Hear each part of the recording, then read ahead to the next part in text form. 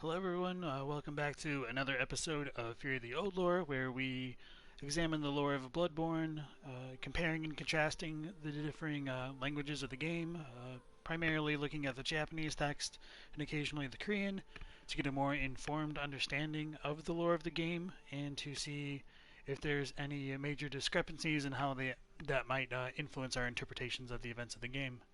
So yesterday we went ahead and finished Yahar Ghul, the Unseen Village. Then we went to the lecture hall, second floor, following Mikolash's mummified corpse into being able to access the area.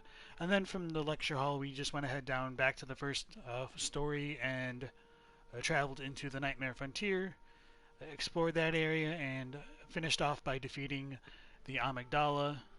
And I don't even think I leveled up after that, so let's just go ahead and take care of that for now. What is it?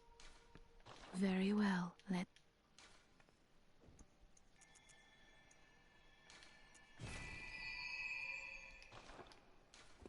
Farewell, good hunter.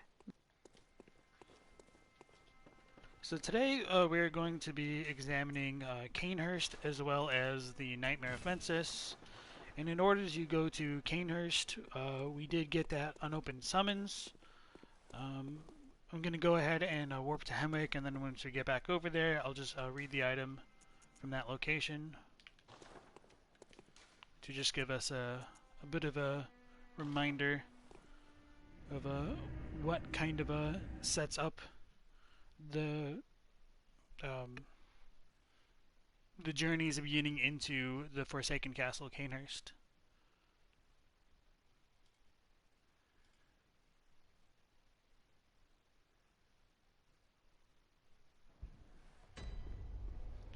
So this is where we fought the Witch of Hemwick, and it's probably the fastest way to get to the crossing of Hemwick, which we'll need to get to in order to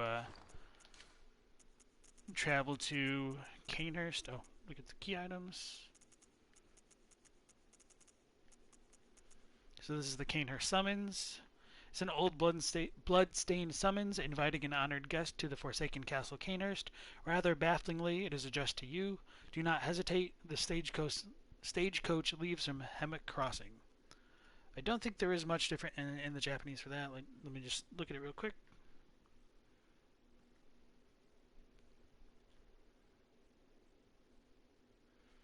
It's pretty much the same. I think it's just slightly more explicit in that it says, like, your name has been written on the letter, but I mean, that's saying it's addressed to you in English. We did pick this item up in Yosefka's clinic once we returned to that area.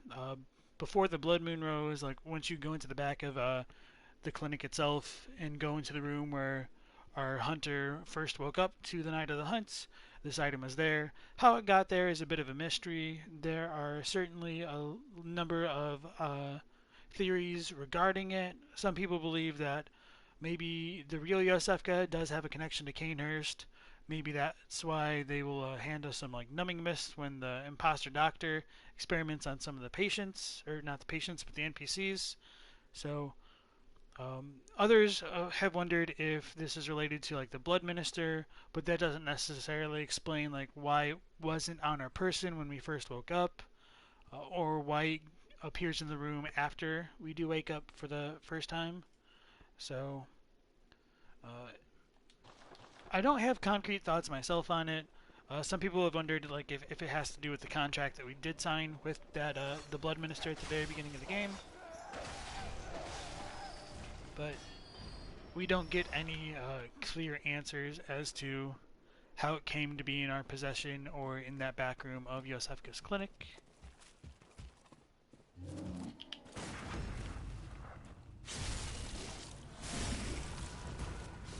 Guess I should have bought blood vials, but we'll just deal with it for now.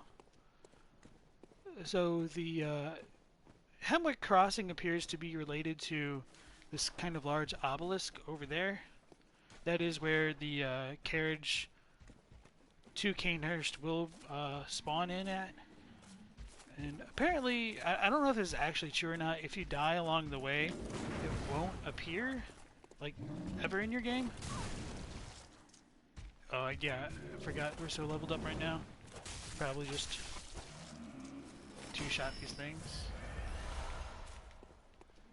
But as far as like spawning the carriage goes, I've never really had the guts to try screwing it up to confirm it for myself, and locking myself out of Cainhurst for a run. So as we do approach it, there will be like a little bit of a screen that says summon the thing to Cainhurst, but that'll pop up once we go through this cutscene.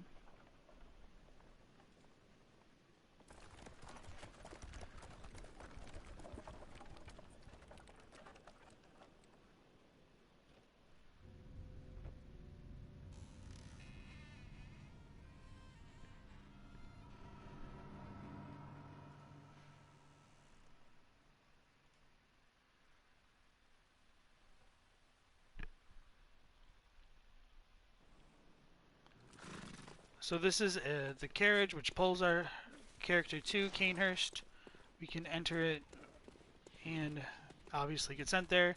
If you attack the horses, they can die in like this black nightmarish mist, and then they'll never appear again, so you'll be completely locked out of this area. So don't hit the horses, whatever you do, if you want to go to Cainhurst.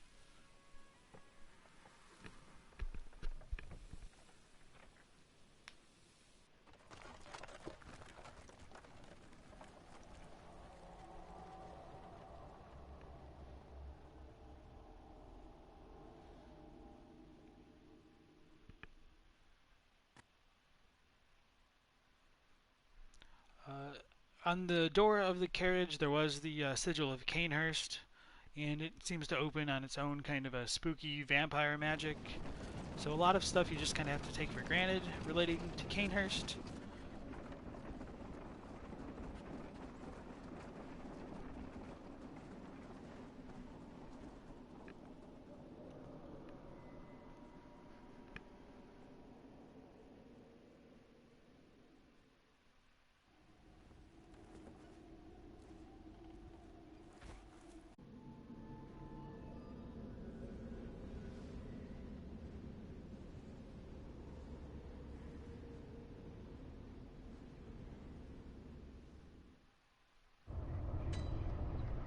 So when we do come to Cainhurst, we do get a few more points of insight. When we look behind us, we see that the horses which brought us to Cainhurst in this carriage are already dead.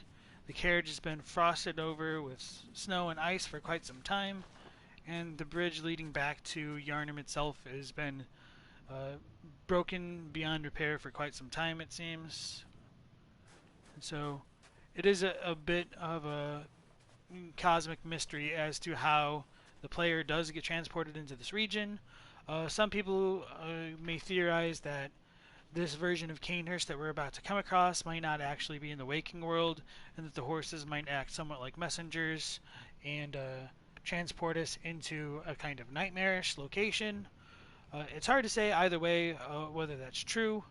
It is also worth noting in this playthrough we are coming to Cainhurst after the red moon has already been summoned, but the skybox is still that of like full night. We will be able to see the moon at some point, and it'll be the white color as well. So the red moon doesn't seem to have been beckoned over Cainhurst. So whether or not that's a development error or something intended as far as the storytelling goes is a bit out there as well. For my purposes, I do think it is probably more related to the storytelling, because these kind of errors could have been fixed in some of the patches, and they just never bothered to kind of update that throughout the game cycle. And so as we do come into Cainhurst itself, the gate opens of its own accord, just like everything else relating to Cainhurst. So Devin Guy, welcome back. You say you've been thinking about this, and you're pretty sure it's because the town of Yharnam itself that's cursed, just like Gilbert says. I agree. I think since the School of Mensis is like summoning, or is using the rituals to beckon the moon presence back towards like Yahar'gul, that would probably be like the most central location for the red moon if it is like essentially tied to the moon presence itself, but that still doesn't answer everything quite so neatly. Just because like Old Yarnum also doesn't have the like the purple sky and the red moon, which if Old Yarnum is literally right next to Yarhagul, it would make more sense that that place would also have that kind of moon, rather than just only it being present in Yarhagul, Central Yarnum, and the Cathedral Ward. Although maybe the developers thought the players would have no reason to go back to Old Yarnum, and so they just didn't bother with it. We don't see it appear over Bergenworth and the Moonside Lake or the Forbidden Woods. So I think those errors would just be way too huge to be unintentional, especially since they did continue to patch some things in the game. So for me, it seems like it was supposed to be done on purpose. And interestingly enough, when we do look over towards like Arnhem, there is no moon over there. So I mean, of course, you wouldn't expect to see like two moons in the sky, but I do like that you can kind of see Yarnum off in the distance, as well as like the Witch's Abode back over there. So, and we are like kind of along like this really big lake. So I don't think that's anything specific over there, and I do think like Lance McDonald showed some of the other areas off with the free camera, which really unfortunately we don't have access to, but there's nothing too crazy that goes on in Cainhurst's general vicinity other than the castle. So Devin says, yeah, you'd think that once Ram is dead, the moon is just red everywhere. That's what reinforces your idea that it's because it's a direct part of the curse, but that's giving FromSoft a lot of credit. Um, I don't know, like, what's the alternative? Like, you're just like, oh, it's a really unfinished game, and you just kind of are left with complaints about it. So, I think we should just take what we have to some degree. Like, maybe look at the cut content to get some more answers for like certain mysteries if we can solve them. But I do know like a lot of the temptation to like feel a little bit dissatisfied just because like if the game just had a little bit more, I think it really could have been elevated to the next level. Not to say that it's a bad game at all. It's just the parts that are barely unfinished uh, really seem like kind of a big deal at times. So enough with that kind of a monologue for now. Coming into Cainhurst, we do find like these kind of really unique enemies. Bloodsuckers are pretty terrible looking like creatures. They resemble almost like fleas or mosquitoes or ticks with the way that their bellies are completely swollen with the blood. They look to be potentially women or men with really long hair.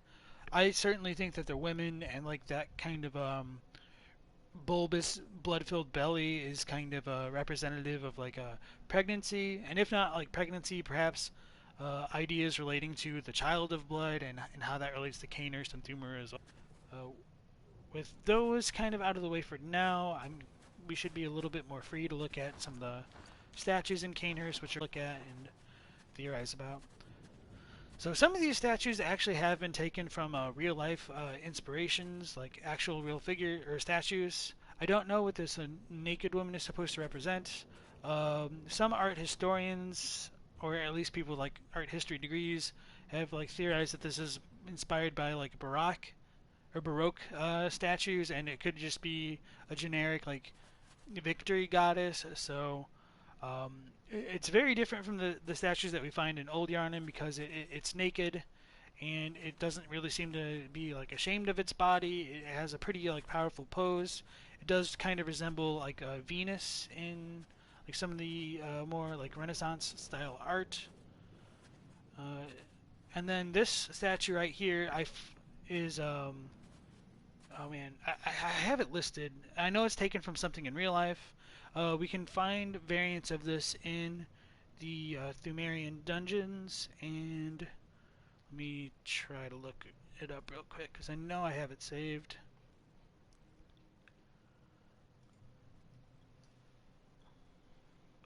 I think. It's, I'm pretty sure I did find this one. I know I found like the bearded man for sure. Okay, so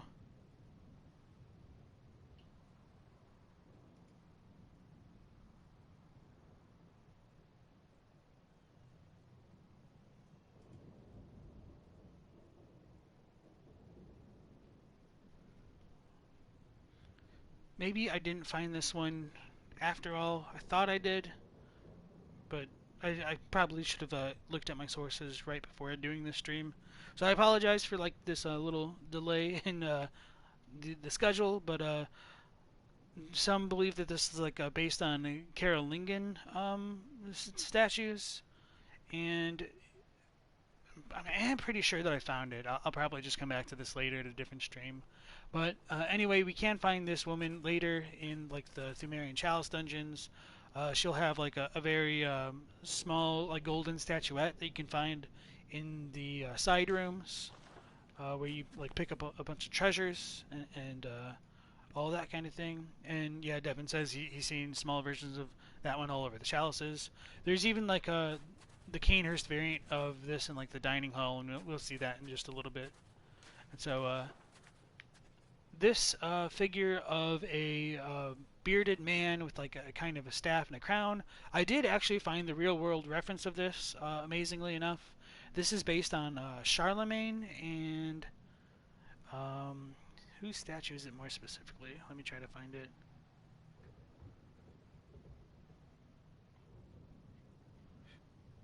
Sorry, I don't think I actually saved the artist's name, but I'm pretty sure this one is in Versailles. Yeah, I'm confident it's in Versailles, and so I'll talk about this statue more in the throne room with Annalise, just because I think it'll fit better to talk about some of its motifs. But I did want to not forget to show like there is some actual like real world equivalents of them. And then this statue right here is also like straight up facelifted from Michelangelo's Pieta, or no, not Pieta. What is this one? I know it's this one is in the Notre Dame. I know Pieta is in the Notre Dame. Why am I just blanking on all of these right now? Um,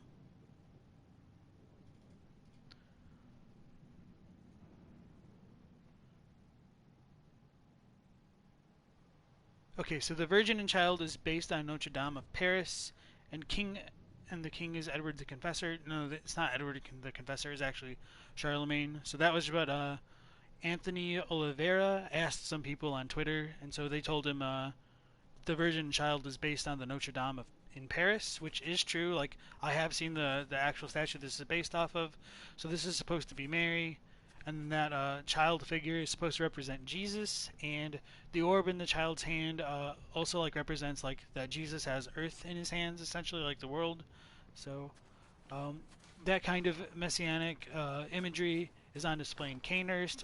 That potentially like tied to the idea of the child of blood and maybe even like immaculate conception and all those kind of fun things to talk about.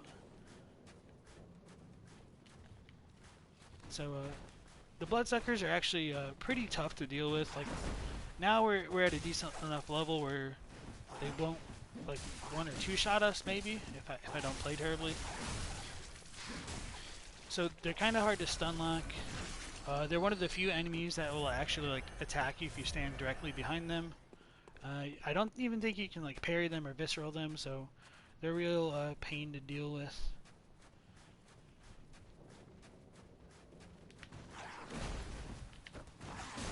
So that was the kind of a kick that I was talking about to get enemies off the back of them.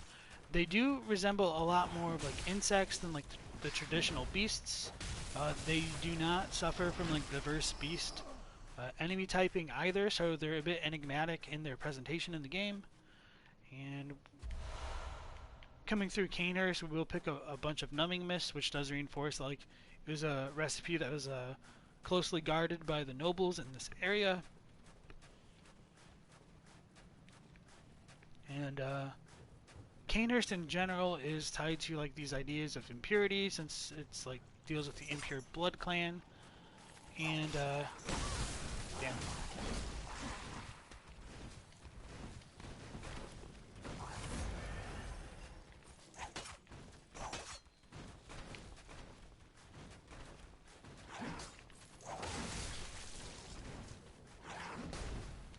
these trees. Actually, I could probably make this work now. There's just the one. So yeah, so these guys have really long range for what they are.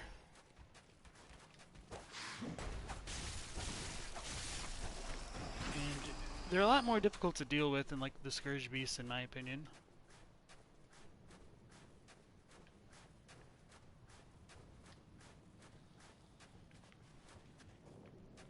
Where'd it go? Oh, okay. I just didn't see it because of the big one distracting me. So yeah, the two Bloodsuckers right over here are kind of smaller variants. And I think maybe there's like 3 kinds total. And this one right here is a gigantic one. It's really kind of pathetic, all things considered. It's gorged itself on so much blood that it can't even like really move around so much anymore.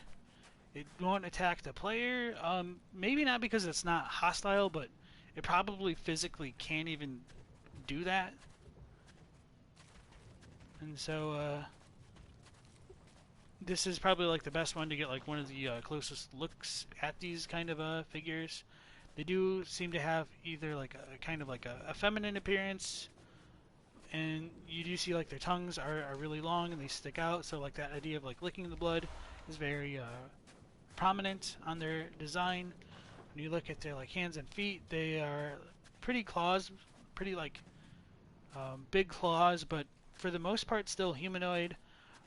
The legs are really spindly, and like it almost seems like they do have like almost like a Scourge Beast-esque foot, but just their overall appearance in general does remind me more of like a flea or an insect rather than anything more canine.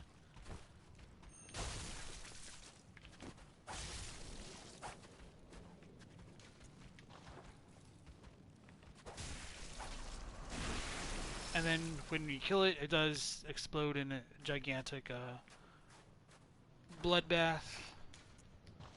It completely covers the character.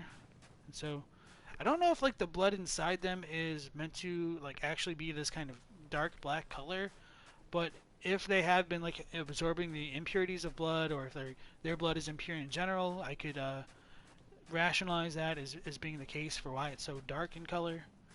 And so we did pick up some like frenzied cold blood off the bodies there, which just reinforces that they've been drinking the blood of corpses in this area. All of the corpses, unfortunately, are like wearing like the healing church garb, so it's a little bit unclear as to whether or not they were executioners in this area, or if they were supposed to represent like the people of Cainhurst. I think for the most part you could say like they're healing church. We don't really find members of the healing church here, despite there being the raid on Cainhurst, which is why it's been like kind of lost and abandoned.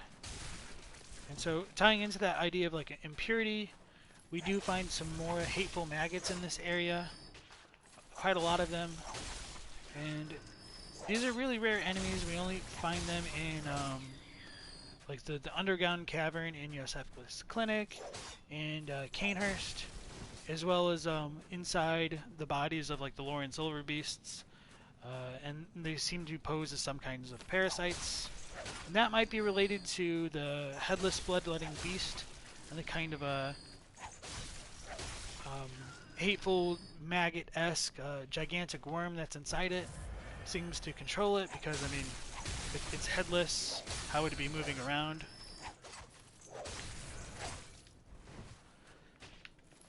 And it does also make me wonder if the idea is also related to like the kind of snake parasites that we can find in the Forbidden Woods. So this guy has a gemstone.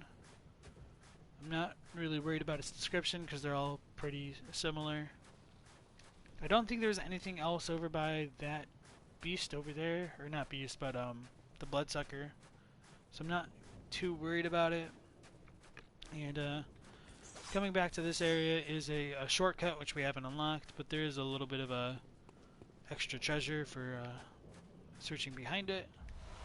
Some more. And so coming to Cainhurst is a bit more of a late game area. The enemies are a lot stronger than what you might expect for how early you can access this area. And they do drop more like frenzied cold bloods, and later on, like there'll be a few more instances of kin cold blood, which would reinforce the idea that kin cold blood doesn't necessarily come from kin type enemies, and Great One cold blood doesn't necessarily come directly from Great Ones, despite what the descriptions say. Like, I'll talk about that a little bit more later. Coming up to the doors of Cainhurst.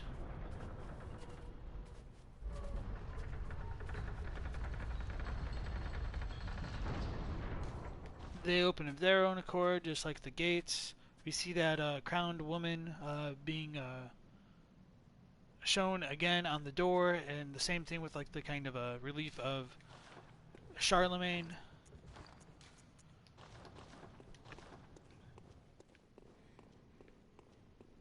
Actually, maybe I should leave this off for now.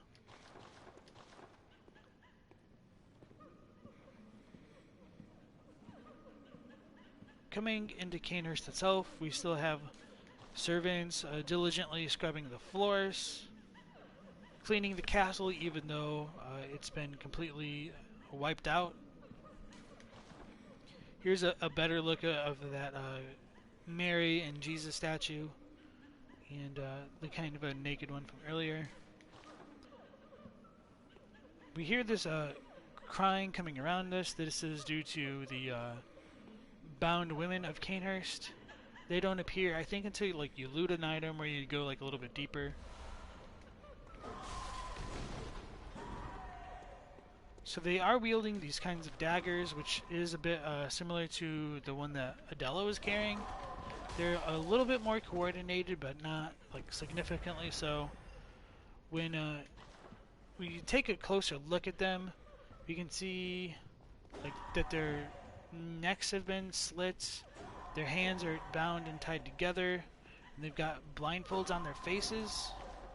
So the reason for that may have been because of the raid onto Cainhurst. The noblewomen might have wanted to take their own lives and potentially like prevent their bodies being desecrated by the healing church.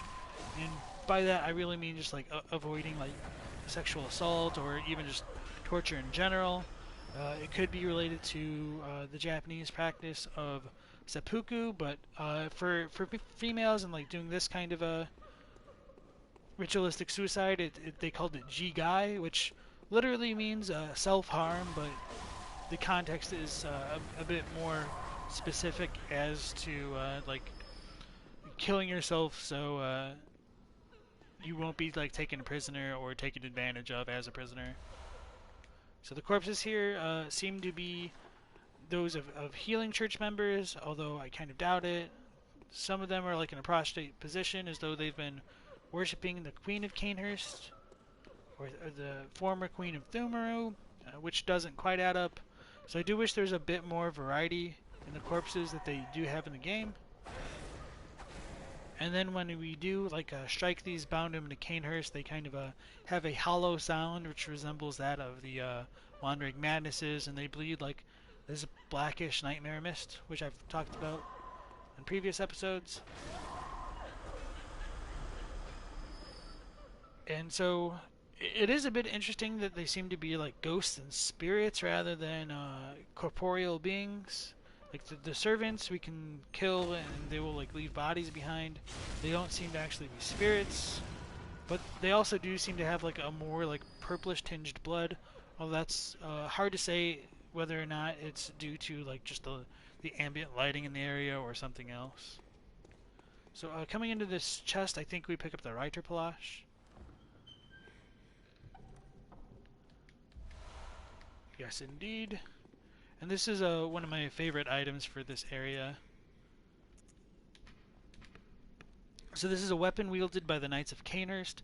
Combines an elegant knight sword with a peculiar firearm wielded by the Cainhurst Order.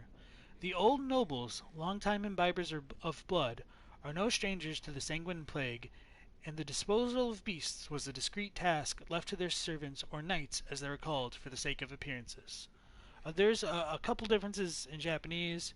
There is a misspelling in English. The discrete that's mentioned here, I always forget what it is because I never use it. Let me pull that up really quick. It means to be individually separate and distinct, so that doesn't really make a ton of sense for this context. So it really means that it was a discrete or kind of a hidden task that was left to their knights, something that they didn't want to be advertised, uh, to be kept on the down low key, because it seems like the idea of transforming into a beast in Cainhurst might have been mocked or would cause one to lose their face. So let's go back to the Japanese for this. Before looking at the Japanese itself, even in English, there is a bit of a very interesting line that can really alter one's perception of the lore of the game, where it says the old nobles were long-time imbibers of blood and are no strangers to the sanguine plague. So this could call into question some of Alfred's knowledge about the rationale behind the raid on Cainhurst. He does tell us that a traitor to Bergenworth, a scholar, brought the forbidden blood to Cainhurst, and there is where the vile bloods came to be. But that can be argued that maybe Cainhurst or was already aware of the blood and they kept it for themselves, and maybe they only allowed their nobles to have it. And so that's kind of interesting to think about. Like, is Alfred just susceptible to the healing church's propaganda? Does he really have the full story? It's a bit hard to say. I can understand why someone would choose to believe Alfred as well as like not believe him, uh, because for the most part his information is really reliable. But on the other hand, there is that kind of almost like bait and switch aspect to his quest where he says he wants to like inherit the wills of or like succeed the will of Martyr Logarius, but he ends up going and like literally pulverizing Queen Annalise into a pile of flesh, and so he doesn't exactly seem to be the most sane character by the end of his quest. So maybe he was always kind of a zealot, and we were just taken in by healing church propaganda ourselves for a time. So just I think the Japanese for this is a little bit clearer. I think the overall message in English is similar. It says, since old times nobles tasted blood, therefore they were neighbors to the ailment of blood. The disposal of beasts was the secret duty of their attendants.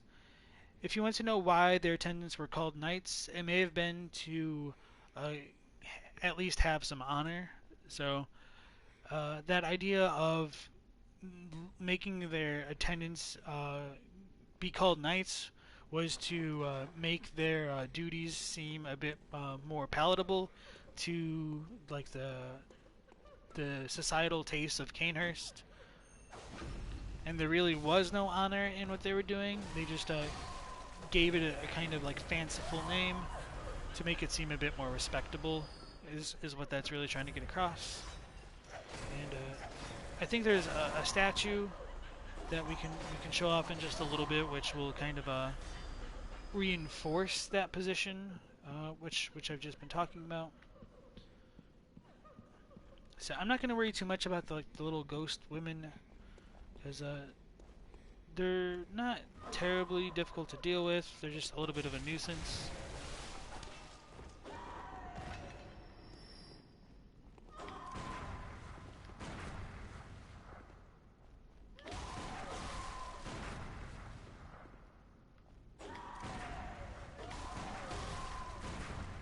You'd tell that I never try to parry them, because that was pretty pathetic.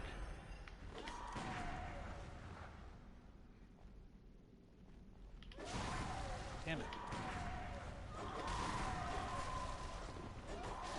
Alright, enough of that. I was just gonna try to like show off what it looks like to visceral them with their like spectral type body chunks.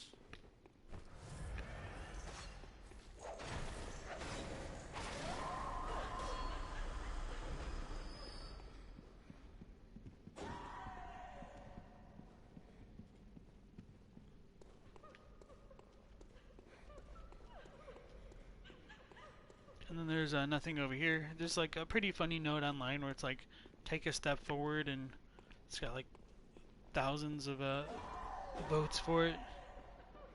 So coming to the next area is a dining hall. The lights are on now, but as we take a few steps forward, they'll just kind of turn off, and then we'll be ambushed by a bunch of the bound women.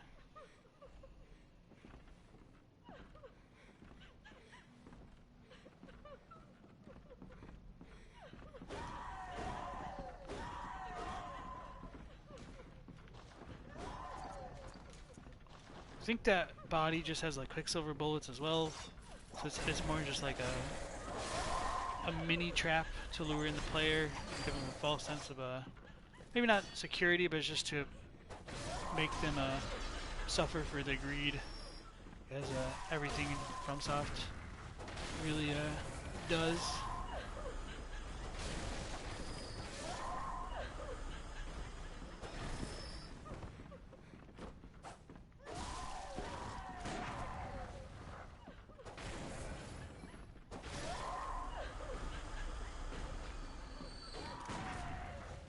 Screw it.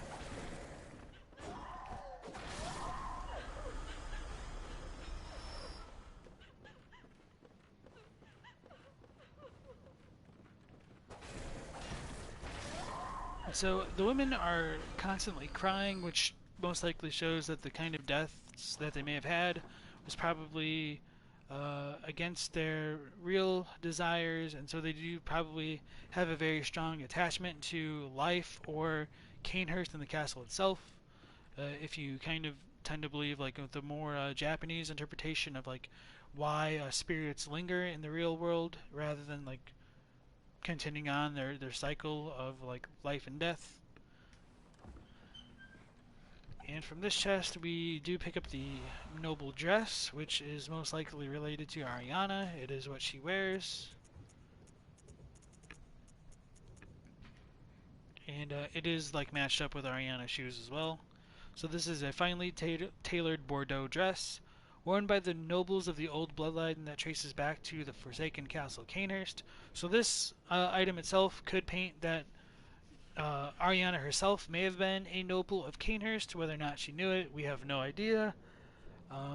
In the very base version of the game, like 1.0, this is called the alluring dress instead. So there was a few item description updates as the patches were integrated into the game, and so it was even more established like that this was related to Ariana to some degree. So coming into the dining hall itself, you can see that there's a bunch of like utensils related to food, and there's a bunch of like statues, a few that I've knocked over. So this is a golden version of Charlemagne right there. And then this is the kind of statue that I was talking about we can find in the Thumerian Chalice dungeons. There's like 3 variants of this, which do kind of relate to what we can find in the Thumerian variants, the Eyes variants, as well as the Lauren variants. Like the Eyes one is like a lot more blue and potentially covered with moss. And I think the Loran one is similar as well, so they did kind of retexture them for those environments, which is kind of neat. Looking along the walls, we have a bunch of portraits of the people of Cainhurst. This seems to be a nondescript female knight, as she's wearing the female attire. That is most likely Queen Annalise. It matches a lot up with her concept art. And the figure up there of the bearded man is a bit enigmatic. Some people believe that he could be related to the Shadows of Yharnam. I'm skeptical on that front. I do think he might resemble some of the gargoyles, and I thought there was like another creature that could have been similar to him. I think there's also like that is a kind of red robe resembles the one cut NPC that has like a very low like polygon quality that you can look up at like some on like Meph's wikis pages or the cut content that Santa Disque showed off, as well as Lance McDonald. Actually, I don't remember if Lance showed off that little guy, but so this is a figure wearing the Cainhurst armor. So he's probably a different kind of knight. He might be related to the Bloody Crow of Cainhurst, or potentially like the Shadows of Yarnum. Uh, Other than that, we don't get much information. This kind of old, regal-looking queen type figure is a bit of a mystery. She has more of a pallid complexion and seems more like a vampire compared to like all of the other figures in the picture, or in the pictures, which makes me think that she was probably a former queen of Cainhurst, and so this idea of like Cainhurst being related to the undead has probably been a thing for quite some time. But this looks like another figure, maybe of a prince that we never really get information on. And I think he has like the male garb, or male knight garb on. It's kind of hard to make out. And these are obviously the bound women that we've seen, except, you know, they're still alive, they have a healthy complexion, and their throats aren't slit. And they have no blindfolds on their faces. This is probably also likely to be Queen Annalise again. I think the attire on the baby there could be related to what we see in the figure of that bearded man up there. It kind of has the same frills on it. So I have also wondered if that's supposed to depict Garamond to some degree, if Garamond was supposed to have a larger role in Cainhurst at some points in development. I'm not exactly sure if we should believe that for like the final build of the game, but I may as well mention it here since we're looking at all this stuff. So we do get a couple of the repeating portraits on this side of the dining hall, and this is more obviously like a male knight. And same thing with that like kind of princely looking figure. And so this guy right here looks most similar to the kinds of gargoyle type enemies that we're about to see, the Lost Children of Antiquity. In Japanese, the name is a bit closer to like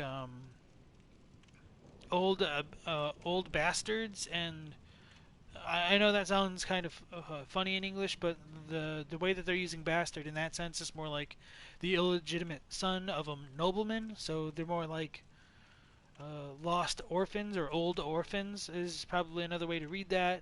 And so this idea of like orphans uh, did have like a bigger role to some degree. I don't know if they walked that back or not, because like the lost giant children in the Nightmare Heirs are also kind of lost children, and so this could be like a bit more of like a biblical type of reference to Lost or Forsaken, where like they've kind of been exiled or uh, just kind of driven away from civilization, I suppose.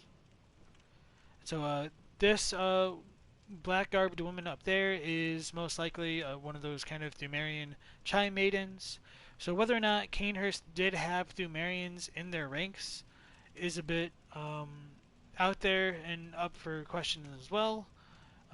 If these women did belong to Cainhurst, how come they're working with Mensis now? We have no real indication as to why that would be, but it's certainly interesting to think about, and a little bit frustrating at times as well, since there are so many unanswered questions. So, as you might expect for a castle, a lot of the pieces of furniture and like dinnerware is of really high quality. It's gilded, so it shows that there's probably a lot of wealth to Cainhurst to some degree. And then I do like this like little skull of like a kind of a small deer hanging over in different spots of the dining hall. So maybe they were a hunting culture as well. So that's pretty much it for the dining hall. And so when we do look out like towards the lake, there really is not too much else to see.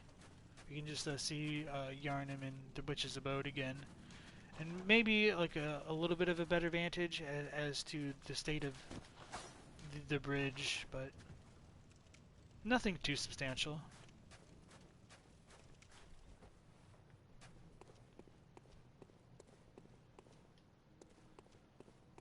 So coming into this next area, we will find some of those gargoyle-esque lost children of antiquity.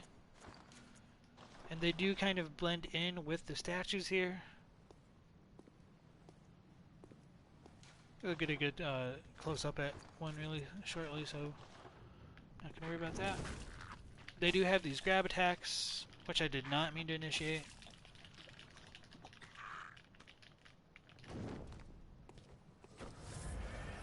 And they also have like a kind of sonic attack that they can use with their vocal cords.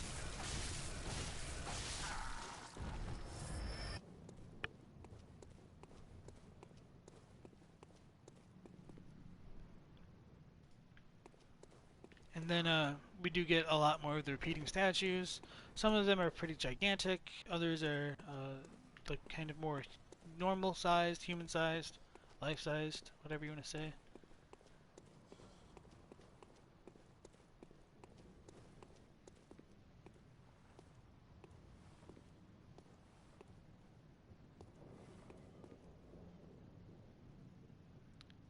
So, didn't mean to get that close, but this is most likely related to like the kind of portraits of old men in the portraits in the dining hall. Maybe it's also one of like the guy that had the kind of red robes on. It's a little bit questionable as to what aligns where. I did forget to mention like the one that was wearing like the really heavy duty set of armor. We can find that armor in the Chalice dungeons themselves, just kind of hanging on some corpses that like will never have any items. So there's probably a really good a chance that the the people of Cainhurst did explore the Thumerian Chalice dungeons.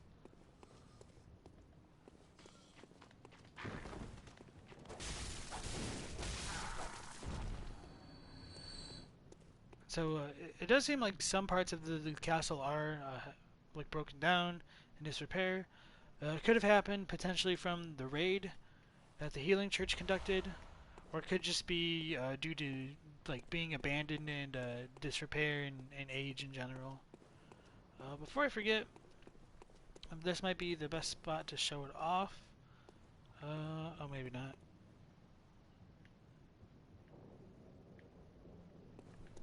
Alright, so on some of Lance McDonald's YouTube videos and his streams, he pointed out like this was originally like the entrance to Queen Annalise's chambers, but they kind of shifted things around, so they literally just copied and pasted like that building over there at the end of Logarius's boss fight. So that's kind of the hidden part of Cainhurst that gets revealed when you put on the Crown of Illusions, or whatever it's called in English. I think that's it. So they just kind of worked with what they had there, and so if you do fly out and take like a larger picture of everything, you can see that it really is just copied and pasted.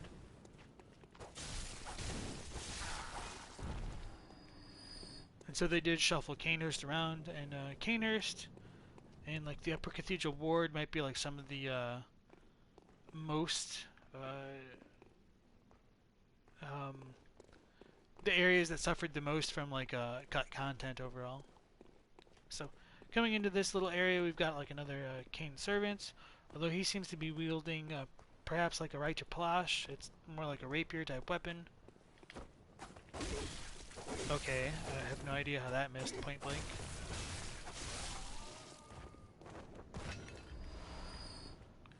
But the more interesting thing for this kind of section right here ties into the statues, and I was talking about this in relation to like the Reiter Palash.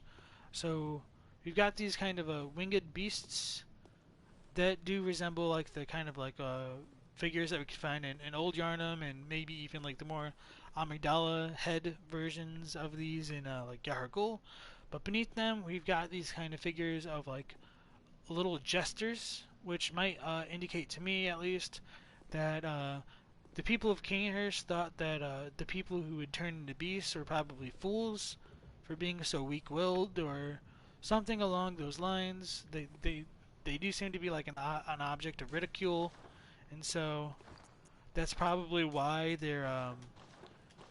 they left the discreet handling of the nobleman's remains to their knight attendants because they didn't want to suffer the kind of a social pushback from that.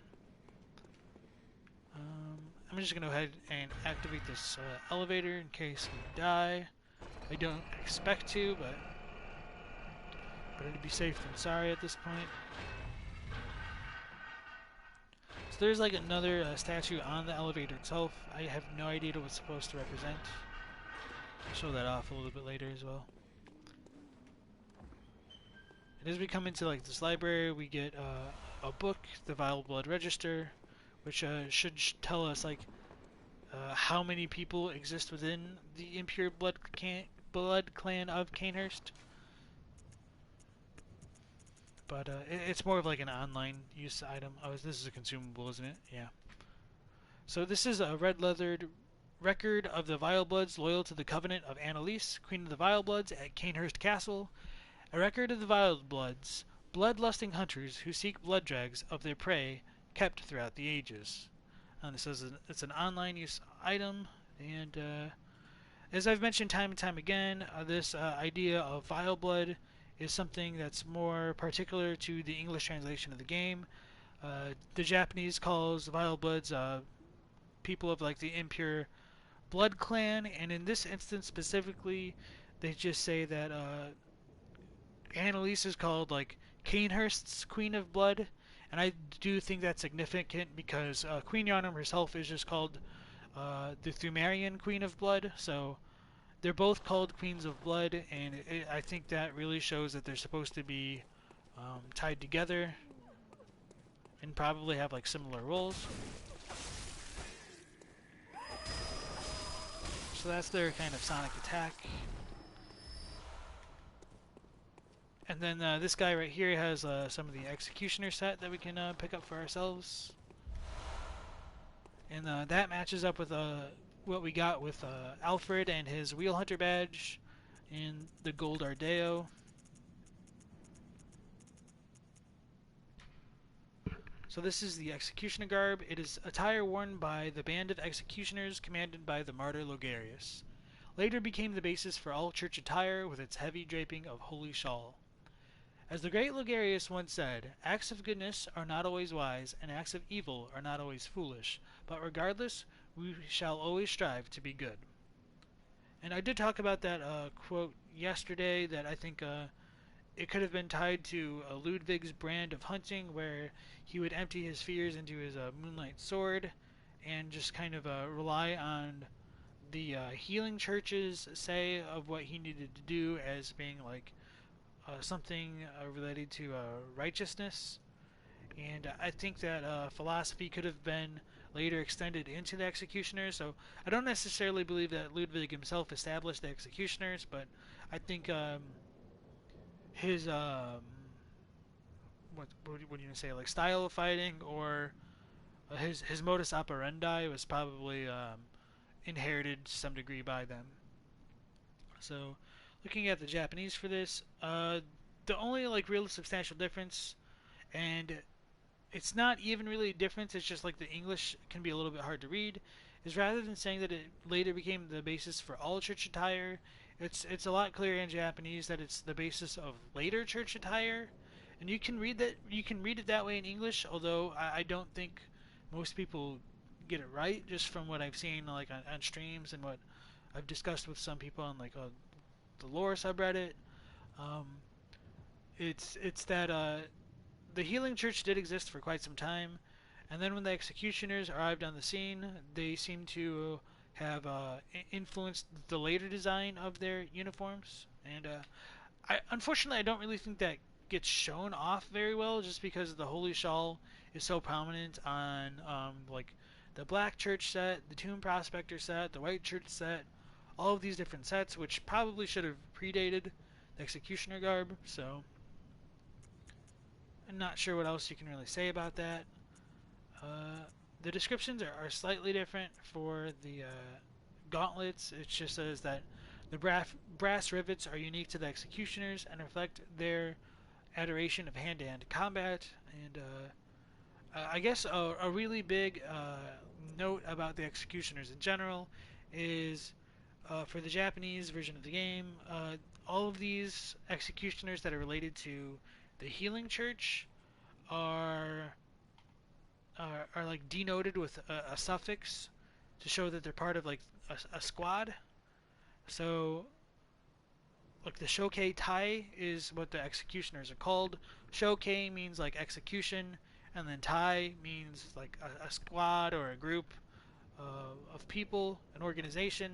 And so these executioners are different than the ones that we'll see talked about on the executioner gloves, which is not very straightforward at all. And they're very different from the butcher type enemies, which are called executioners in the official art book, as well as the nightmare executioners mentioned in the artwork book. Those are just called bell holders in Japanese. So coming back into the library, we see like stacks and stacks and stacks of books lining the shelves on the walls here. Papers strewn about, books strewn about, chairs strewn about, all that good stuff, and a bunch of the bound women of Cainhurst. One thing that's notable about this area is the servants here will like be using these blow darts, and when they hit the player with the blow dart, it'll cause like all these women to freak out, and it'll make a kind of a corruption rune appear on the back of our necks, the impurity rune of Cainhurst. And once that happens, these bound women seem to be able to like gain the ability to see the player. They become much more aggressive in their attacks and more coordinated in their movements. So I just wanted to talk about that before I showed it off. So this might be a little bit annoying.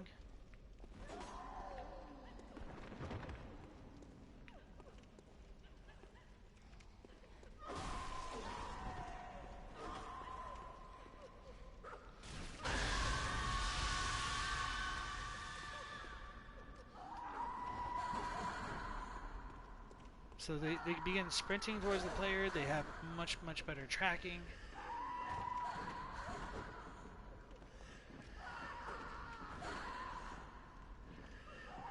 And they are much more aggressive in general.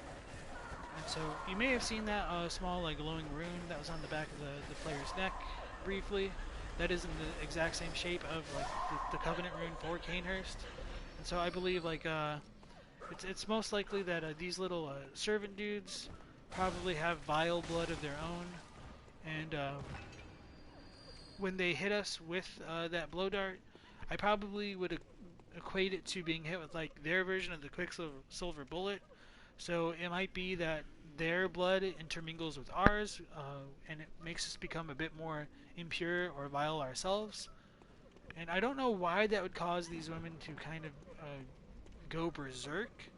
Maybe it's because they were fixated on like the vileness of their blood causing that raid to occur on Cainhurst, and so they might have like a lot of strong feelings relating to that. But that's just more of my thoughts on the matter, and there's really nothing concrete about it, unfortunately.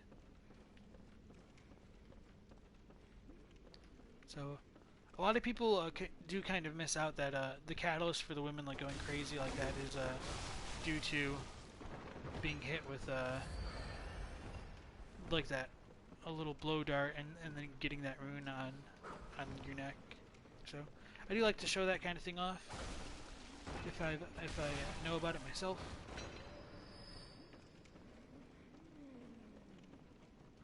So we still have these servants that are like scrubbing everything in the library, and after I clear out some of these enemies, I'll talk a bit more about the library itself.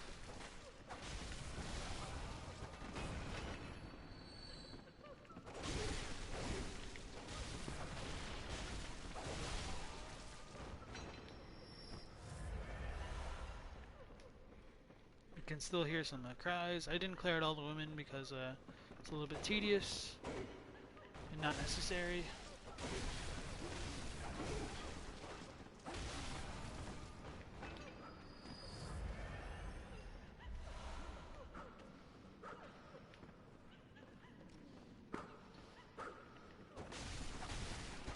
So you could hear him like blowing out of his cane to make those uh, dart projectiles. There's nothing over here, and so we can go ahead and explore this portion of the library. As we can see, there's multiple layers to this library, or multiple stories, floors.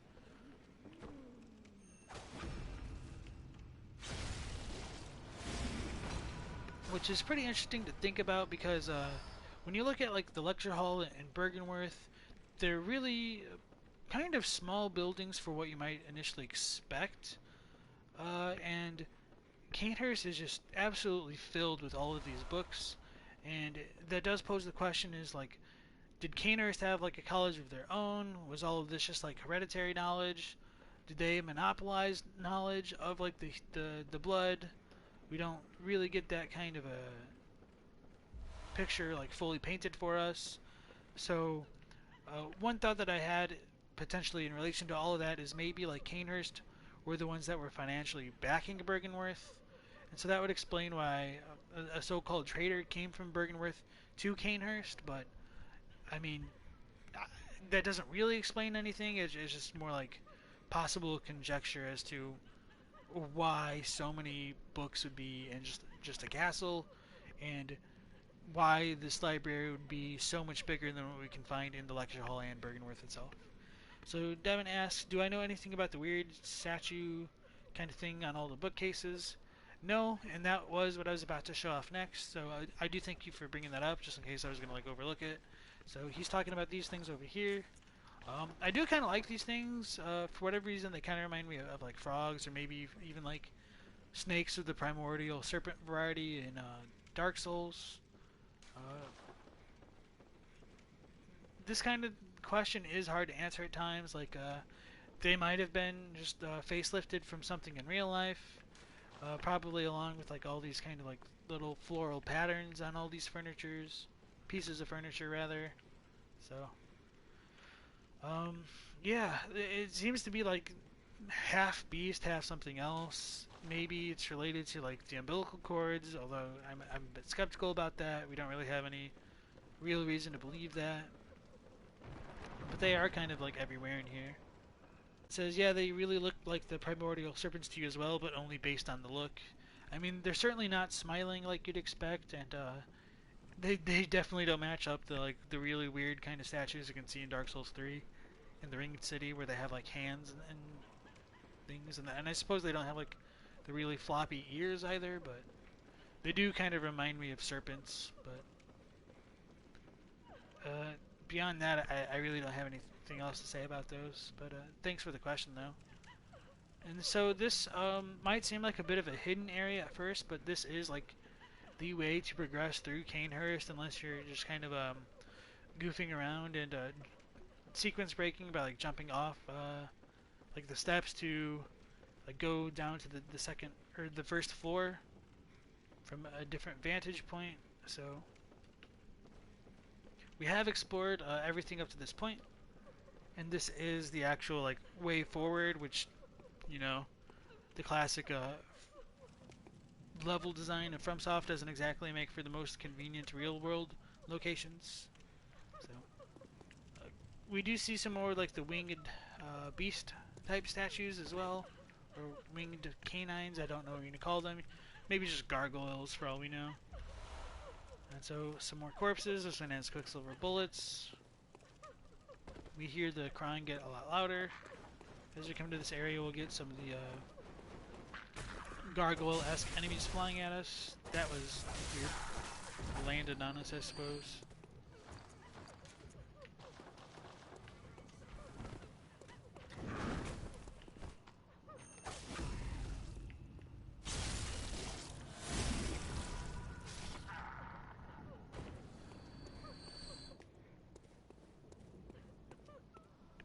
So coming in this next area, there will be a few more of those servants, but the bound women in here, some of them will have their heads cut off, and they will scream at the player. I think if we get too close to them, and if I don't know if it's like their blood that has to splatter onto the player, but if you're close enough, they will make this kind of arcane ring around the player that will like kind of paralyze you for a moment. It's the exact same kind of ring that you would get from like one of the brain suckers, or like facing the Dumerian Queen Yarnum and like hearing the baby's cries like while you're being too close to her. So I don't know exactly how that works out, but it's pretty cool. Just because it's pretty rare for like kind of like spells to be found on some of these enemies, and like kind of cosmic attacks. So um, if it is related to like the blood like splattering out of the necks onto the player, that does kind of reinforce the idea that there's probably some kind of like arcane substance within the blood itself, and probably something more related to Cainhurst in general, as to being like more cosmically aligned or more spectrally aligned. And as I've said before in like some of the previous streams, I think there is like a lot more to be said about the connections between the cosmos and the nightmares and the dreams, and like how that kind of relates to like kin and phantasms and all those kind of magical type attacks. Uh, they just kind of do come together thematically in just some of the most unexpected places. So Devin says the Scream Lock is very similar to the Queen Yarnum fight too. Yeah, thank you for bringing that up. So this woman still has her head on her body. Not too worried about her. So this should be one of the headless ones, I think. I know she's got her head.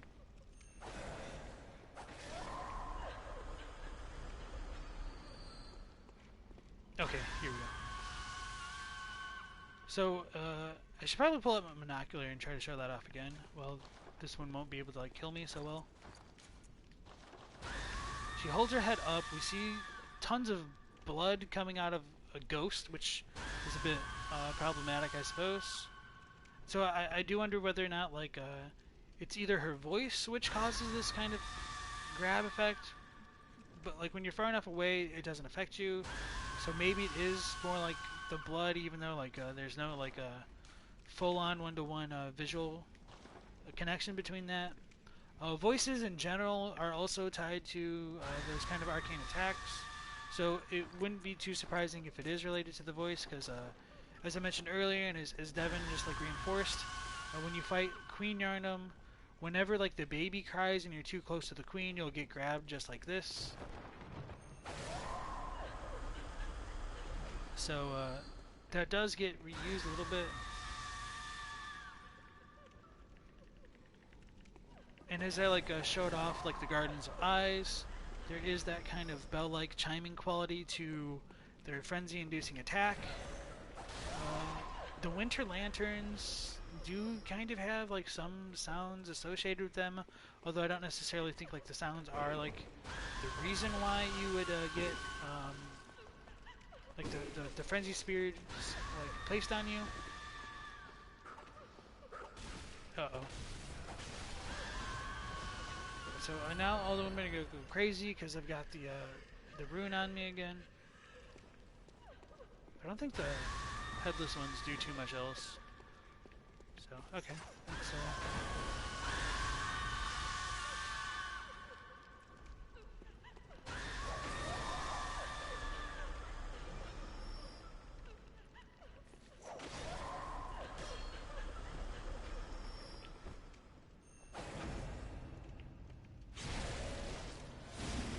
So when I do that visceral attack, you do see that it's just like a bunch of like really gray and black mist. They do make that same kind of noise that you get from hitting Wandering Madnesses or like Murgo's Wet Nurse. So I do think that you could possibly say like things associated with the nightmare are like ghosts, and it is probably more like an afterlife. And then we do get the Executioner's Gloves, which are kind of thematically relevant to this idea of like ghosts and nightmares and everything being related to the blood. And while I don't have the required arcane to show this off quite yet, I might just show some of these things off on like a different character that I have. So this is one of the secret secret treasures hidden in Cainhurst, the gloves of an executioner from a faraway land. Passed from executioner father to executioner son, these gloves can be used to summon wrathful spirits of the past by smearing them with blood. It is said that the nobles found immeasurable delight in the dances of these vengeful specters. Let me compare that description. So, as I did mention slightly earlier, this version of the executioner doesn't use the tie suffix that would denote that it's part of the executioner squad. So I do take this to mean that these executioners are completely unrelated to the healing church. This idea of a foreign land is probably a land foreign to both Yarnum and Cainhurst. And when we look at the icon of the gloves themselves, we do see like skulls peering out of like the blood. Um, so between like the executioner's gloves and the Logarius wheel, we do have a couple pieces of evidence to suggest that if you have enough blood soaking on something over time, it could probably get imbued with spirits or something along those lines that can be used to like use more arcane style attacks. The executioner gloves scale with the arcane, so that's worth considering overall as to like some of the things that I've been consistently pointing out throughout this entire playthrough. Um, as far as like the idea of spirits in the blood is concerned, just to reiterate for this episode at least, in Japanese, rather than saying that there's blood echoes in the enemies that we fight, or like blood echoes in cold blood, that term in Japanese is chi no ishi, which means like the dying wills of blood. And so dying wills in this context means like the leftover hopes, dreams, and desires of the dead that is supposed to be passed on to the living, which gets related to like the idea of the inheritance rune and like hunters being inheritors of the dying wills or blood echoes. And so I think for the executioner's gloves coming from a far away foreign land, this idea of them being coated with blood probably means that they absorb the wills of the people that were killed by these executioners. So what I take the overall implication of this to be would be that the idea of blood being a problem for Yarnum isn't just limited to Yarnum, and that if the situation was different in like a different location in the world where they were exposing themselves to blood over a long period of time, you could probably get a similar kind of calamity in a completely different area of the world as we do in Yarnum. And that might also relate to like Loran as well as Eyes and maybe even the Thumerians, although that's a bit more broad conjecture than I normally would posit, but I do think there is a lot of evidence to kind of support it. So with that out of the way, we can go ahead and pick up the knight set.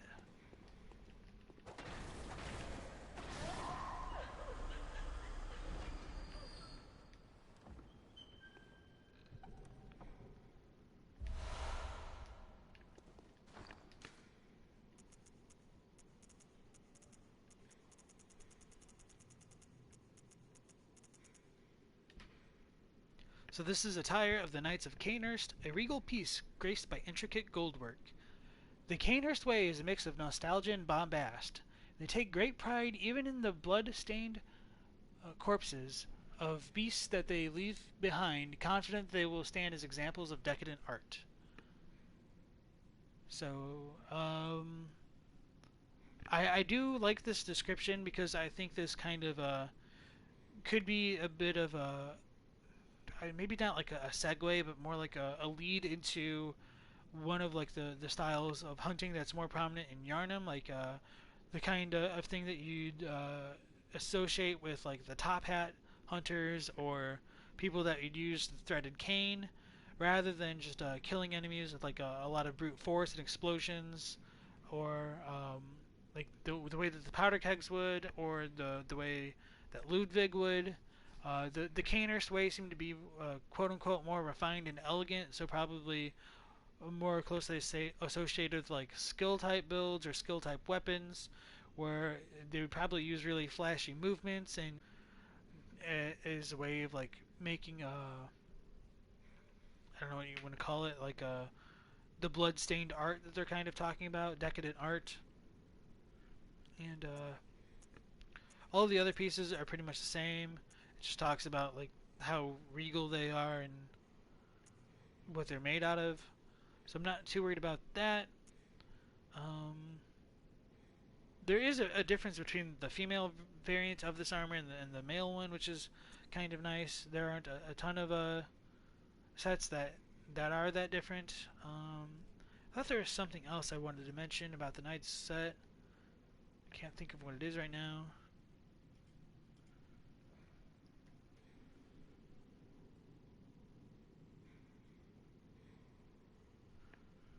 Alright, so we'll just go ahead and move on, and if I think about it, I'll mention it later.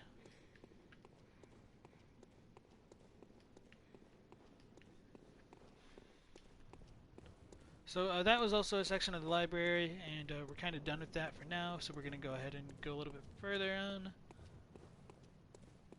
So that will lead us into the way we need to go, but there's a little bit of a optional item over here, and a kind of hidden enemy up there. Just looks like a normal statue at first.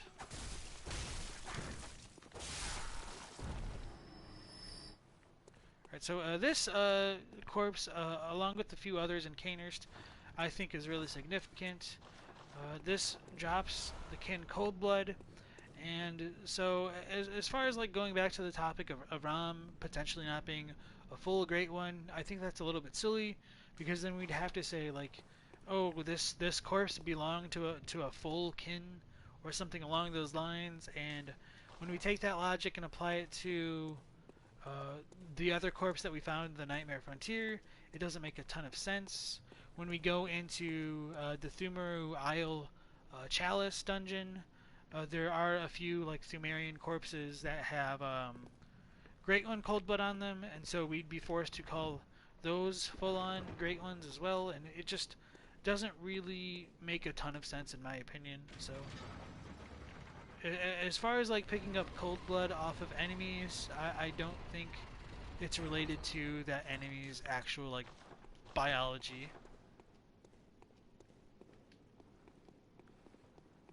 And just to reiterate, of course, we do know that Rom is a Great One because her trophy description says that she is a Great One, just like Murgo's Wet Nurse and the Amygdala that we fought in the Nightmare Frontier.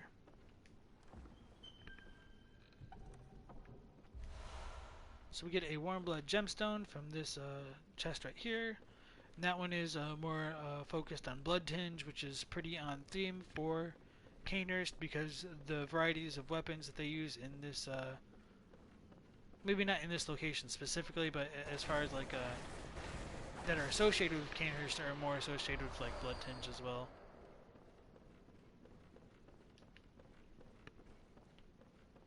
So on this third story, there's really not a whole lot going on.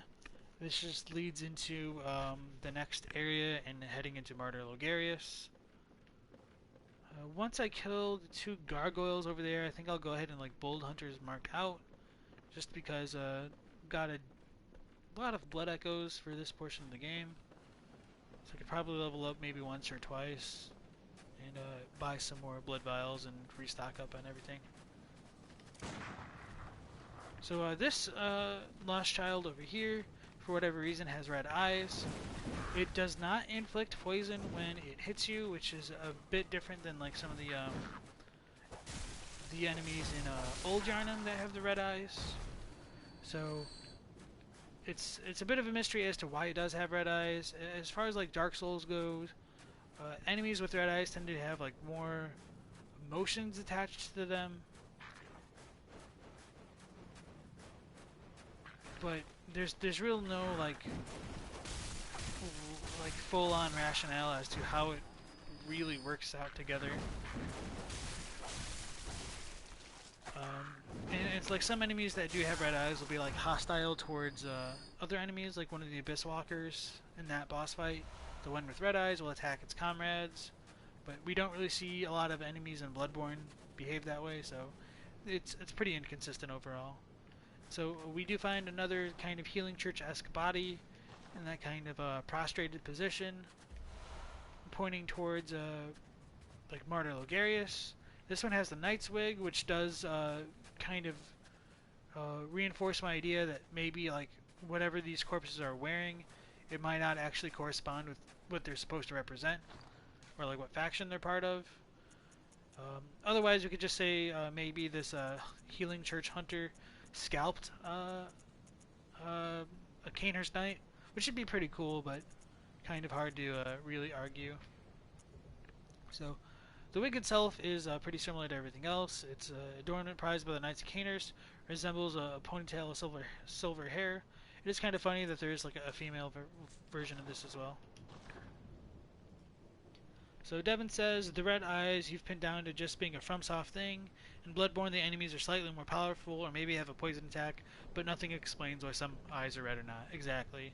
And that is a good point that you bring up. Like, they are a little bit more powerful. They do have a bit more HP. So at least for Bloodborne, that does line up with like the lore of like having a lot more willpower makes you more resistant because will is tied to that HP stat. And for any other people who have like joined in and aren't super familiar with that idea, when you go into your stat page and open up the help menu, your HP stat is described as the power or will to survive. If this falls to 0, your strength will fade away. So your HP is literally your will to fight, and once that gets reduced to 0, you die. And so if an enemy that has red eyes is like really filled with like a lot of will to fight the player or to kill other things and maybe drink blood, that would certainly fall into line with why it would have more HP. But other than that, Devin and I are pretty much on the same page. Like, there isn't a ton of information beyond that to really work with. So, speaking of bold hunter's marks, this corpse really does give us some very convenient marks to just go back to the hunter's dream before having to deal with the boss in that area over there. So that's what we're going to do. And that'll pretty much conclude Cainhurst, the castle proper. And then next will be Martyr Logarius, and then the Vile Blood Chamber beyond it. So Devin says, yeah, willpower helps play into Dark Souls and Sekiro lore as well. Yeah. So that is a kind of reoccurring theme in a lot of the FromSoft games.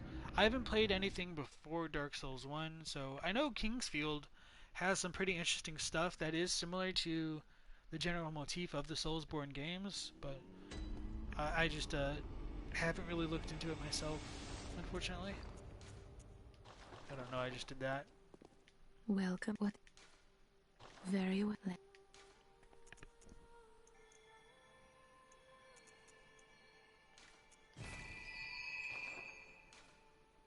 Farewell. May you find. Gammon might be in the backyard, but I doubt it, so we'll just go ahead and check that before stepping out.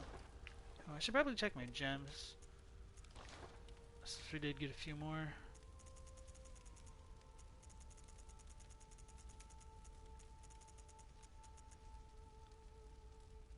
It's not too bad.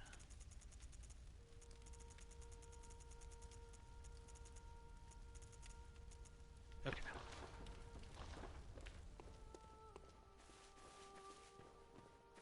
Right, no Gehrman, not surprised.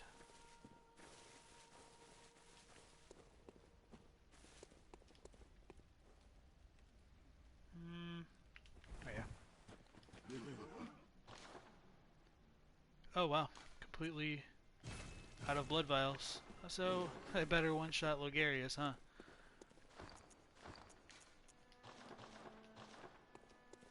I think worst case scenario, I might just like move on to the Nightmare of Mensis. No, because I'd have to get past Miklash first. Oh, that's a little bit annoying. What am I thinking? I could probably just farm a little bit in the lecture hall if I really really had to.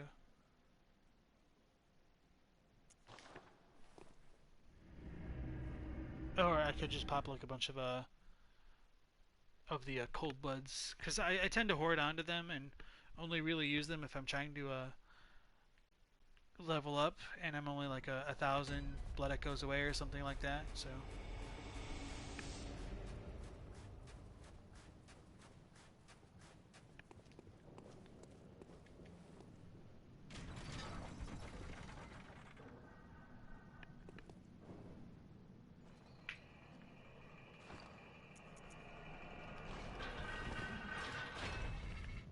before I forget, this is like that kind of a weird relief statue that I was talking about way earlier. I have no idea what it's supposed to represent. It almost looks like a flower is growing out of this woman's head. Like she might be holding like a wreath in her one hand and a leaf in another. I don't know. It's pretty weird. But on the sides of it, you do get some more of like the chloranthy type of flower-looking images, like those ones over there. I think those flowers might what appear like on the tombs over by like the graveyard near Hamwick, and they might be related to the kind of flowers that you can see in like the little gardeny type areas in um, the Chalice dungeons and like the Thumerian ones. Interestingly enough, if you like run out of stamina on the ladder, you'll fall down, and when that guy hits you with his little poison darts, it can like deal a little bit more damage to your stamina, so you can completely fall off the top of the ladder and die. It's pretty funny. Ah, yes, the Donut Leaf Lady, the deepest lore. I know, right? And I'll just leave that guy for now. I was gonna try to pick up some more echoes, but it's probably not smart.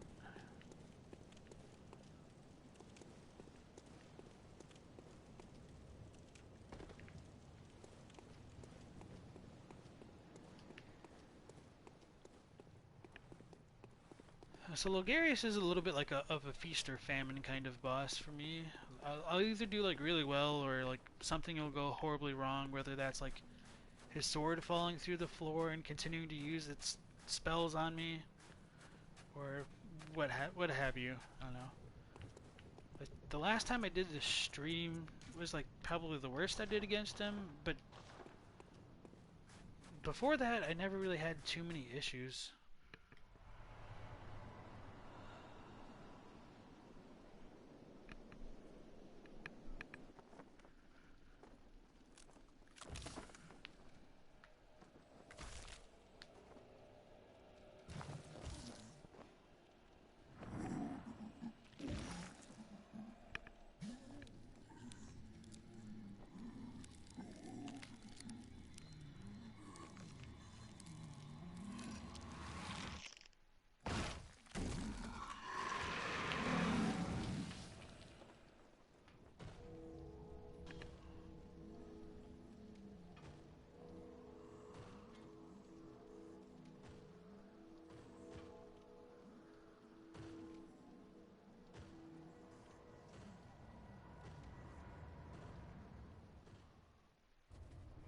Right, so that is a Martyr Logarius.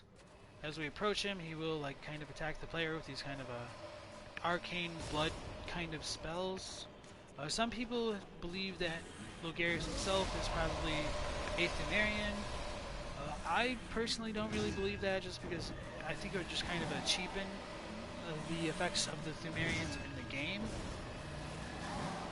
But for what it's worth, like in earlier points of development, this probably was like the King of Cainhurst, and that's what he was called.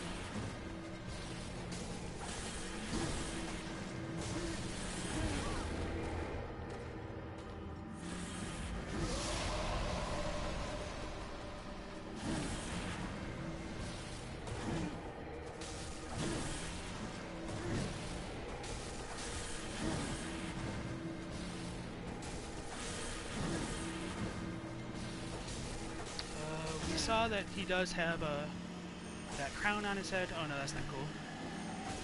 Okay, that worked out. So that's the Crown of Illusions, so it does match up with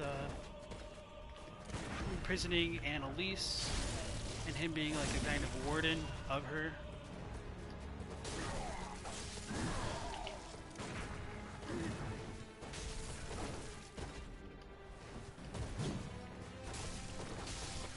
Alright, so I am a bit more leveled up, I guess, for this playthrough. I did skip one of his phases, kind of, by that visceral attack. So that was a lot easier than I was expecting it to be. But compared to the last time, it was a whole lot smoother.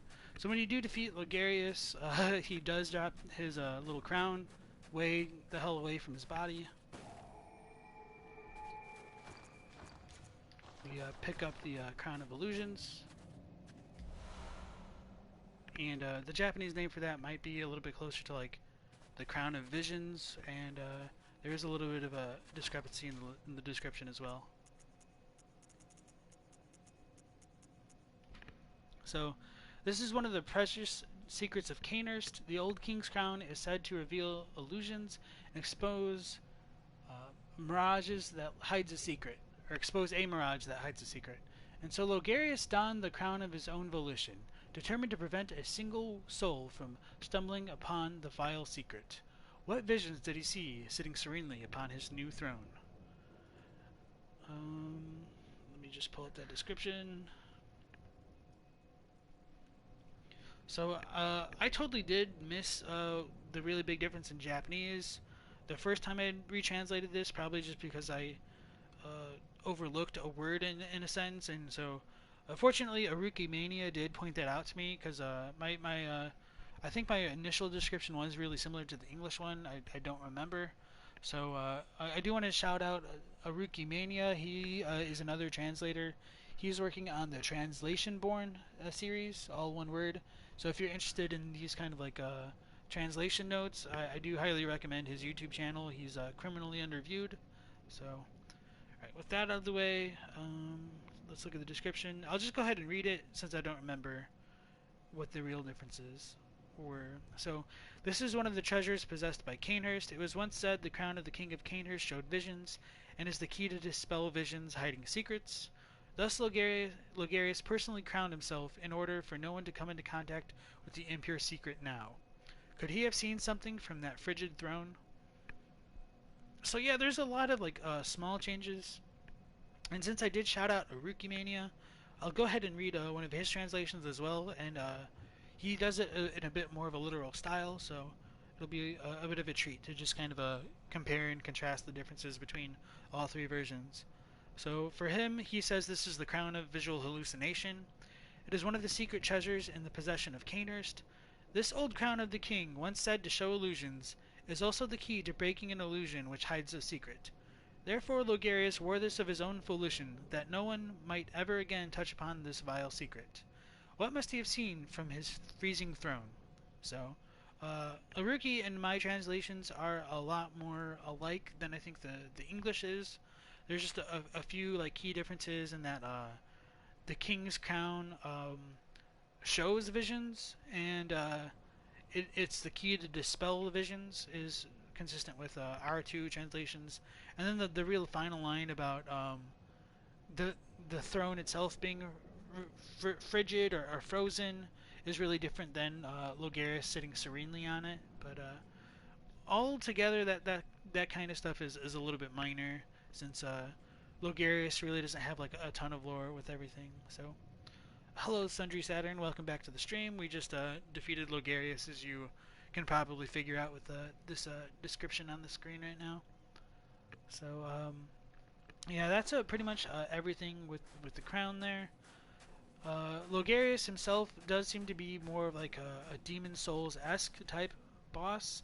I think one of the swords that he wields is kind of borrowed from one of the sword designs in Demon Souls. I don't know too much about that, so somebody else probably has a bit more knowledge about that than I do. So, Devin says, yeah, serene means calm and peaceful, which you never really understood. Yeah, that doesn't really seem to fit into my personal images of Logarius sitting on this throne. it didn't seem really serene the way that he just kind of like jerked back into life. He seemed more like a frozen mummy that is just being disturbed after a very long period of sleep, and really did not like those meddling kids coming onto his lawn. So, um, as I was saying before, like some people believe that Logarius is Thumerian. I don't like that interpretation just because if he's Thumerian, like what does that really say about the healing church able to employ Thumerians for their executioner squad? I mean, that might be supported just because like the church servants themselves might be Thumerians, but at least the church servants all seem to be mindless, whereas like Logarius seemed to have very deliberately did what he did. Like he has a quote associated with him, so at one point he was quite lucid. Whether or not he's filled with bloodlust when we encounter him is another point of wonder. Uh, I do think it's possible because he's just immediately hostile towards us. But on the other hand, like it is his goal to make sure that no one, and absolutely no one, could fall under the kind of a spell of Queen Annalise. So it could just kind of all work together for him to be hostile towards us. Although he could have just, if he was still lucid to some degree, just been like, hey, there's a real bad person behind me, so I'm gonna need you to go back. Like he didn't immediately have to resort to violence, just like a lot of the other hunters. But who really knows? I suppose that wouldn't exactly make for the most thrilling um, boss introduction. But on the other hand, like that's what like Priscilla does in Dark Souls One. So I really don't understand what the difference between the two of them would have been. So I did mention, of course, like in some of the earlier builds of the game, that this was like the Thumerian king or the king in Cainhurst, maybe not Thumeru. So forgive me for saying that. I might have been wrong with that. And there were like two other variants of it. So Logarius is what we ended up getting, and so that's kind of what we are forced to work with. And so, okay, Sundry says Logarius' sword looks like the Soul Brant from Demon Souls. I thought that's what it was, but I definitely didn't remember, so I didn't want to give out the wrong name. So thank you for letting us know. Oh yeah, and so in order to encounter the Vile Blood Queen's chambers, we have to cut and paste the area below us to where we are standing. And so what am I doing? We need to equip that Crown of Illusions and approach.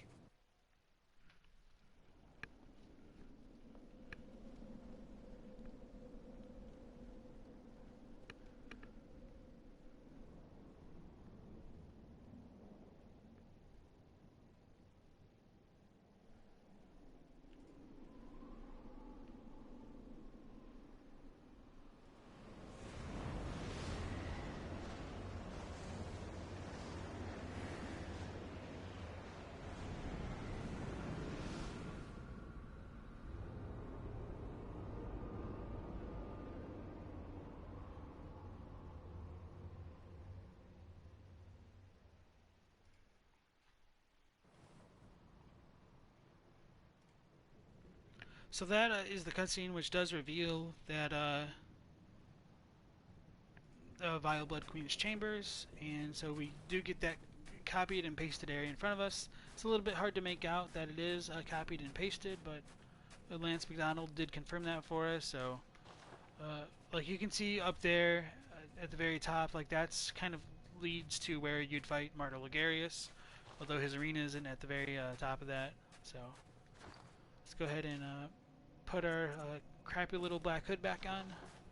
Let's go with the cinematic lore through footage gathering style. And when we do come into the chambers, there are a lot of these statues of cavaliers or horse-mounted knights. All of them seem to be missing their right legs, and I don't know exactly how intentional that was supposed to be.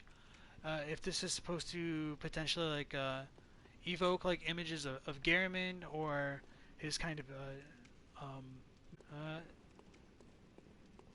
and the idea of like horses being all around in Cainhurst is also interesting to consider, because there aren't any horses other than like the ones on the carriage in Cainhurst. But for what it's worth, like Hemwick might have been part of Cainhurst early on in developments, or maybe not development rather, but like the timeline. And there are stables in Hemwick as well, and they do seem to be. Sorry, I'm distracted by this animation. I can't go up the step. Visitor, That's funny. I claim no subjects, but here lieth our throne. Kneel afore us, or get thee gone. So the woman who speaks to us is Queen Annalise, and as we see, like this entire chamber is filled with like a bunch of statues. Blood is smeared on the ground in different areas, and as we approach the throne, we'll see that it is one part of it is covered with blood as well.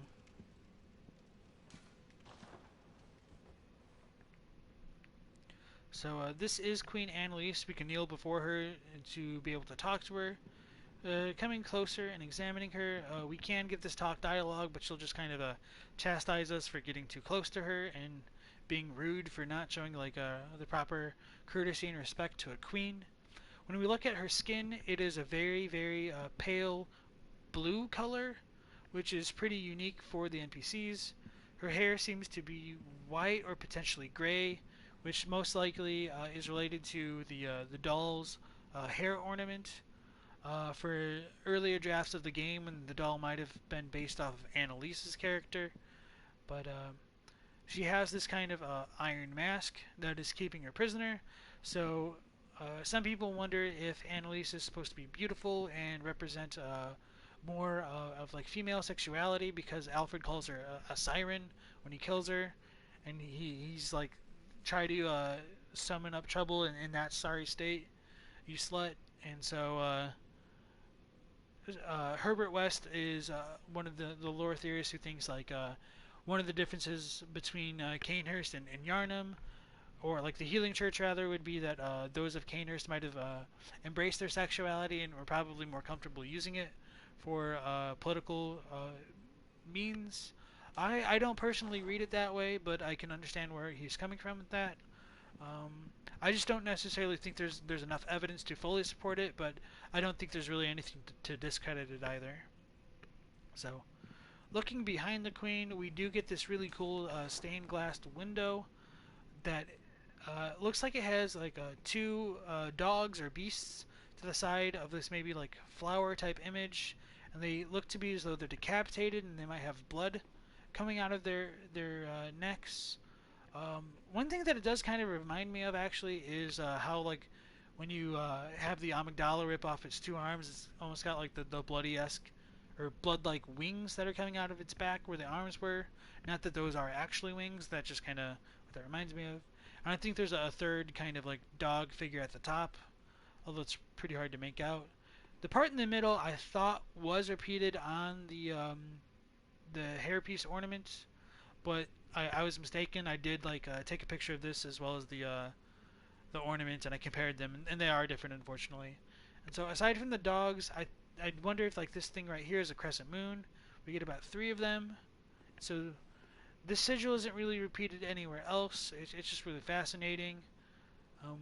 And I think at the bottom we get what look to be either cold blood flowers or maybe lumen flowers, although they might not be different at all in the grand scheme of things. So that's a pretty cool stained glass window. Not sure that it's extremely relevant. And then these statues are the ones that we found all around Cainhurst before. And now that we are in the chamber, I'll talk to Annalise and then go into the real life inspiration for this Charlemagne statue.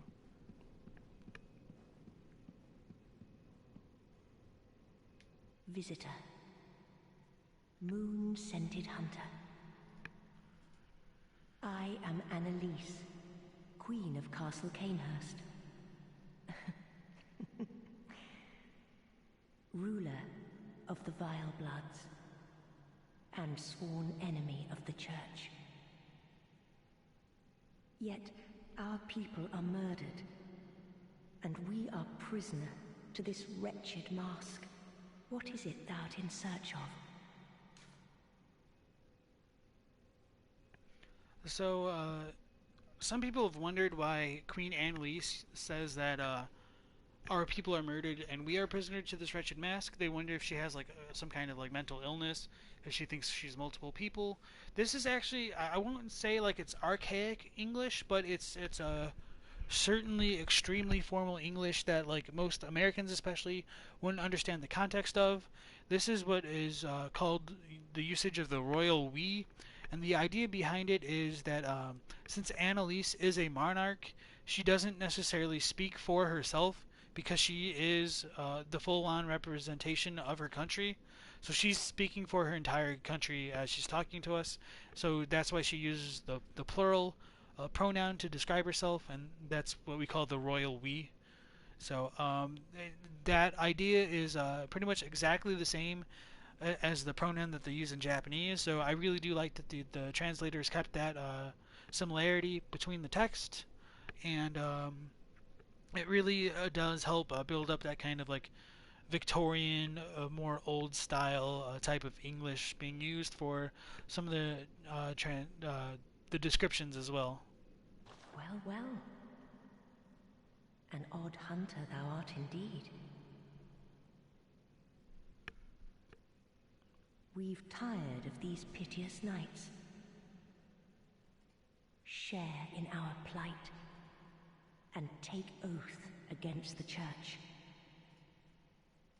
If thou wouldst this path walk, I prithee, partake of my rotted blood. The oath to become a vile blood and become one of them, and there isn't really any reason to refuse her because there are like no real penalties for joining multiple covenants in Bloodborne.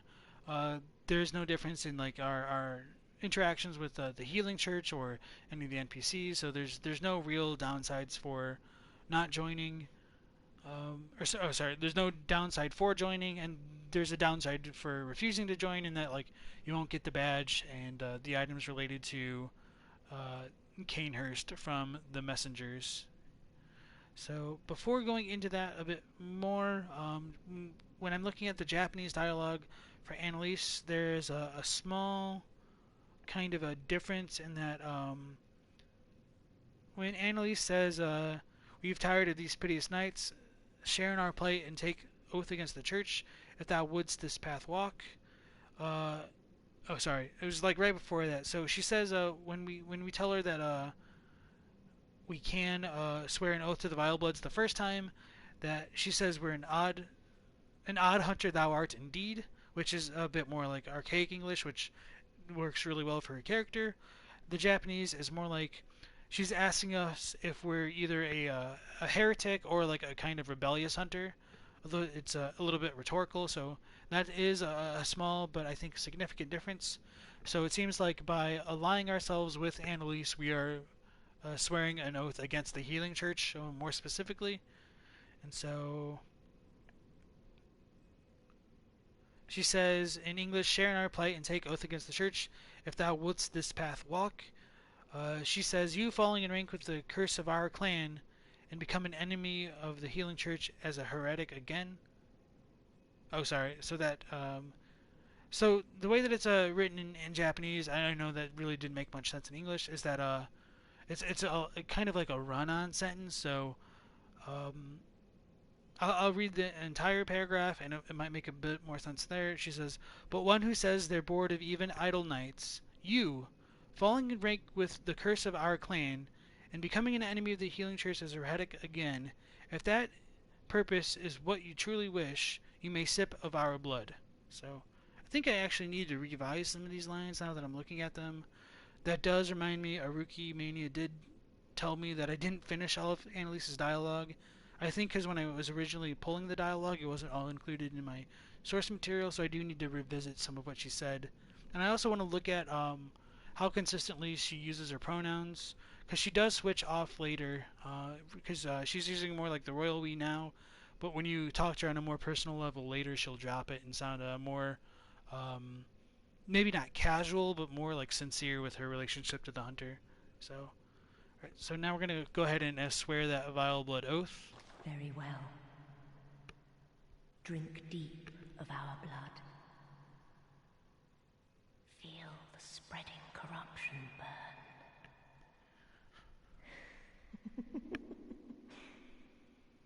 Now, thou art too of vile blood.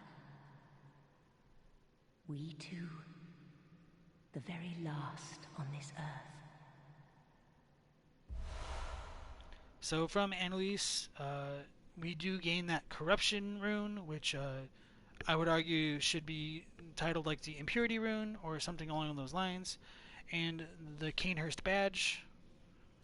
And so that corruption rune is what will appear on the neck of the hunter when we do get shot by those blow darts from the Cain servants. So that does just reinforce that it is tied to Cainhurst in general. As I've said time and time again, this idea of vile bloods is more part of the English localization than the Japanese. She says that her blood is impure rather than feel the spreading corruption burn. It is impure blood, therefore it might warm you, which is pretty interesting to think about. So it might be a property of the vile bloods that their blood is hotter in general, which would make more sense when we compare that to like Maria's attacks in the DLC, especially in her third phase where she's able to make her blood combust and use fiery type attacks against the hunter. That also does align with what we can see with the Dumerian Elder in the Chalice dungeons, where it's able to use like kind of a pyromancy against the hunter as well. So we also gain the respect gesture, which we're using right now. And if we had blood jugs, we could offer them to the queen, although they really do nothing. And just as a kind of on a larger note, when we do offer her blood jugs and we do sip of her blood, we don't get any rewards whatsoever, which might suggest that like whatever vileness is in these vile bloods might not be a big deal for the hunter. We might already be vile ourselves, and that's probably related to the We await thy return for the it's probably due to the what's it called, the blood echoes within the hunter, because when I do get a blood drag, I'll talk about it a bit more, but blood drags are called impurities of blood in Japanese, and those impurities are most likely due to being found in those that are echo fiends or those who have many blood echoes. So it's very likely the impurities themselves are blood echoes. More talk to be had. We await thy return for the honor of Cainhurst. Alright, so that's pretty much it with Annalise right now. And not that I was like intentionally trying to build up the suspense of this like pretty minor statue, all things considered. I think now is probably like the most relevant time to talk about it, just because of Charlemagne's role in history in general. So if you look at the Wikipedia page for Charlemagne and some things like that, you'll find that like he was kind of a Christian conqueror of Europe for some time, and he was like one of the kind of great kings of Europe, like one of the great conquerors. Certainly not as famous as like Alexander the Great, but kind of a similar role to a certain extent. And so I don't want to talk too much about his history because I quite frankly I'm not terribly familiar with it, but I think it is kind of more important to mention that, like, Charlemagne was kind of a conquering kind of king. And so to speak a bit about his character as well, I'm going to read a quote or two quotes that I've archived about it, just because I think it does kind of relate to the theme of a potential like lost king of Cainhurst, especially when we contrast it to Annalise and everything else in Bloodborne. So Devin says, "Wasn't he the dude that united Europe?" Yeah, essentially. He's kind of a big deal, but at least in America we don't learn a ton about him. At least with our kind of public education, but there's only so many things you can cover, I suppose. So, alright, let's go into these quotes. So Charles was temperate in eating, and particularly so in drinking, for he abominated drunkenness in anybody, much more in himself and those of his household. But he could not easily abstain from food, and often complained that fasts injured his health. He very rarely gave entertainments, only on great feast days, and then to large numbers of people. Charlemagne was revered as a saint in the Holy Roman Empire and some other locations after the 12th century. The Apostolic See did not recognize his invalid canonization by anti-pope Pascal III, done to gain the favor of Frederick Barbarossa in 1165. The Apostolic See annulled all of Pascal's ordinances at the Third Lateran Council in 1179. He is not enumerated among the 28 saints named Charles in Roman martyrology. His beatification has been acknowledged as cultus confirmed is celebrated on 28 January. So that might seem to be like a little bit unrelated to what we have like at a glance, but I think the idea that Charlemagne is kind of a saint that wasn't properly canonized is relevant when we consider like the boss that we fought right before coming into contact with Annalise was Martyr Logarius, and Alfred's goal was to help canonize Martyr as a legitimate saint of the healing church. So I do think that this statue was deliberately included into the game, and I don't know whether or not like the people from Software really thought that anybody was gonna like look into the lore of these kind of silly statues, but it does align to a certain degree. And then just going back to the idea of Charlemagne abhorring drunkenness and others, could relate to the idea of like drinking blood in general, and so maybe the king of Cainhurst was opposed to the blood. We don't really know. There's absolutely nothing about the king to make any real kinds of conjectures, but it is kind of interesting to think about like since blood was the kind of ultimate source of the downfall of Cainhurst, that it would kind of make sense for like the king who has been killed because of it to have like uh, have a kind of a disliking of it, even if it's only a dislike that extends from beyond the grave. It might not even be relevant to when he was alive. So that's kind of all I wanted to say about that statue. I just thought it was really neat to actually discover the source of it, and how much of it does kind of align with what we do get with this area in Cainhurst. I'm gonna go ahead and post a link into chat of the legitimate, like real life version of the statue. So that's the real one. I'll go ahead and like it's a little bit small, so I'll go ahead and zoom in back on this version. So if you guys like want to compare it for just a second, even though like I've been kind of staring at this thing for quite some while, like you can see it's pretty much exactly the same. Let me just try to recreate that angle if I can. Alright, so yeah, with this, it should be like clear as day that this is what it was taken from.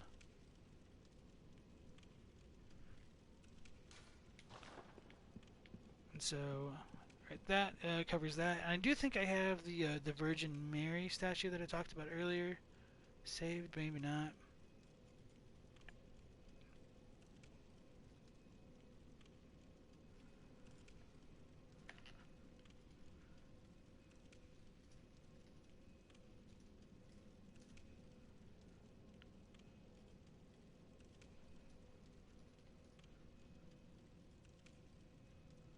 Okay, so this is the Virgin of Paris, that's what it's called. And let me pull up this image. And so that's the one for, where's the lady? For this statue right here. So there are at least two statues that are completely ripped from real life sources of inspiration. So that might be like a slightly better angle. This one isn't quite as close as the one for Charlemagne, but it's pretty much as close as I think you can really get. Cause like it's even holding like that like little candle thing on the side. So that's everything that I want to look at for Cainhurst right now. So we're gonna go back to the Hunter's Dream. and maybe do Upper Cathedral Ward next. I was originally thinking about the Nightmare of Mensis, but not sure if I want to do that yet.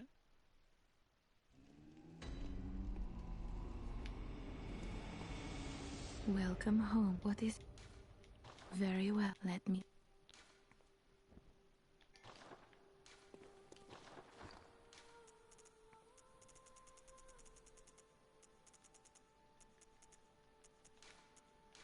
So just go ahead and use all of these, and then just spend the rest on the blood Welcome. vials.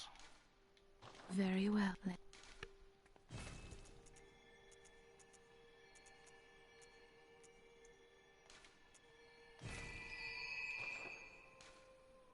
Farewell, good...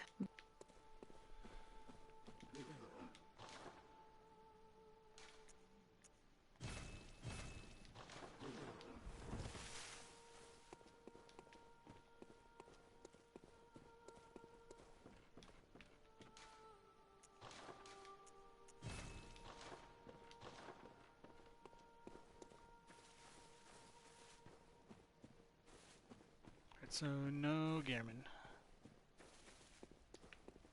So I think we're gonna go ahead and go to the Nightmare of Mensis after all, just because we can get some really good gems for us, and they'll help with dealing with Ebriatus later.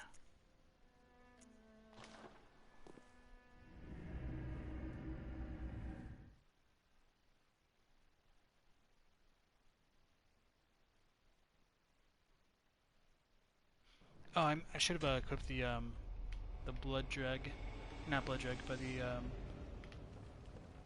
okay, screw it. I've got a better idea. We're gonna go ahead and unlock the Nightmare of Mensis first.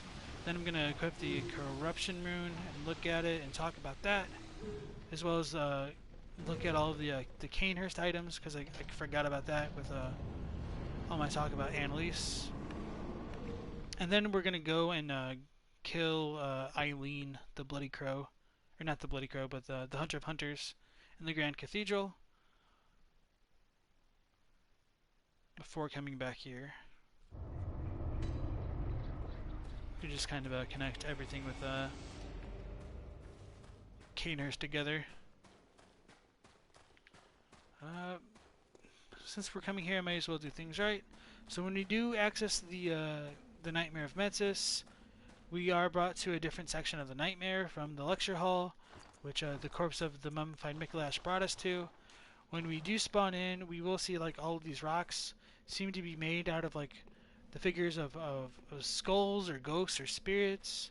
One idea that I've had and I've mentioned before on the previous episodes is that these might be related to the kinds of people that we can see like meshed into the walls in Yahar'gul that have been petrified themselves. So was it a function of the nightmare ritual to create the Nightmare of Mensis as we know it by offering those the citizens of Yharnam as like human sacrifices? I think that's a really good possibility.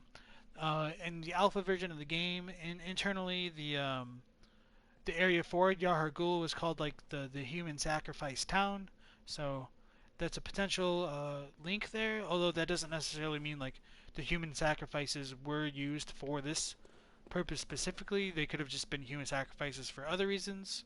But as far as that's concerned, I think that's a pretty good idea of what this could have came from.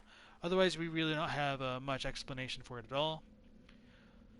I've talked about like the kind of black mist that we can see in the Wandering Madnesses. That's kind of also white as well.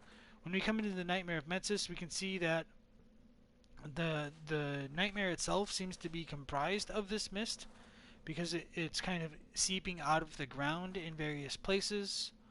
And I'll be able to show this off as we head in a little further as well. So we do get that kind of repeating hexagonal structuring that we can see in like the Nightmare Frontier as well. And so while we were in the Nightmare Frontier before, we were able to look towards the Nightmare of Mensis and see the chapel in the distance, so it certainly makes sense that it might have be like geologically composed of the same kinds of materials, although they are in like separate locations. I said on like the previous stream, I think that this kind of like almost basalt-esque structuring could be related to what we can see on the surface of like the bloodstones and the bloodstone chunks. Um, Gravestones in the Nightmare Frontier seem to be bleeding, which doesn't make a ton of sense. So perhaps all of the nightmares that we've encountered are products of blood and like the kind of a nightmarish mist that forces them to be. And so, coming into the Nightmare of Mensis, we do get some more of the Lauren Silver Beasts. These ones will have some of the parasitic, hateful maggots inside their bodies. So when you kill them, they will spawn 2 of those little maggots. And that can be avoided either by killing them with fire or performing a visceral attack. So I guess you'll like, probably just like squeeze the maggots to death when your hand's in there. I don't know. It's a bit weird. You can see that this one is upright, holding a torch. So it's probably intelligent to some degree since it is using tools. And since we did just kill it with that kind of visceral attack, it does not spawn those maggots.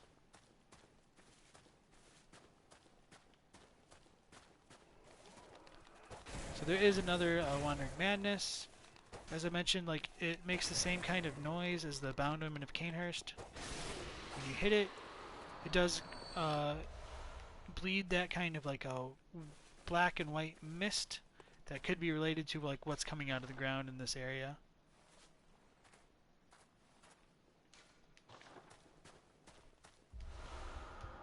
So we hear that kind of whispering in the distance that's coming from the brain of Mensis, as we tend to call it, and whatever gets in its like line of sight will be inflicted with these kinds of frenzy spears, which act exactly as they sound.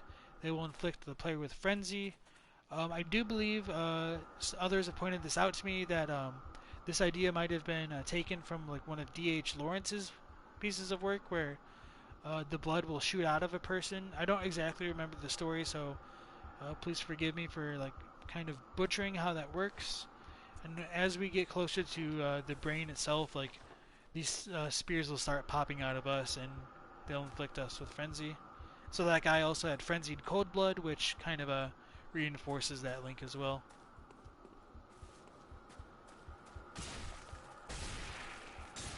So as you can see, these spears are popping out of us, and when we take cover behind the rocks out of the line of sight of that what was once glowing building, it will stop shooting the spears at us, and we will stop gaining more frenzy. So that's where it's coming from. When we are getting hit by these spears, we can also hear like a heartbeat in the background. I'll go ahead and turn up my sound a little bit.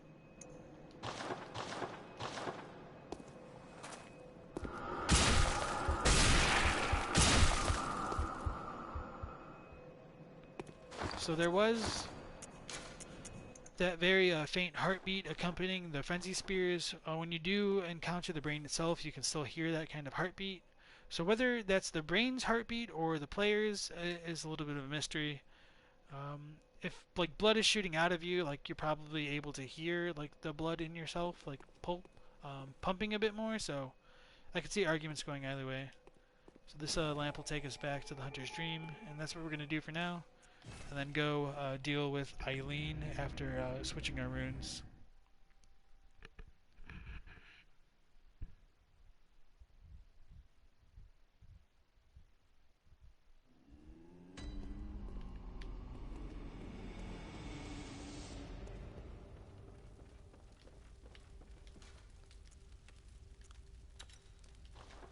So I will read Eileen's stuff.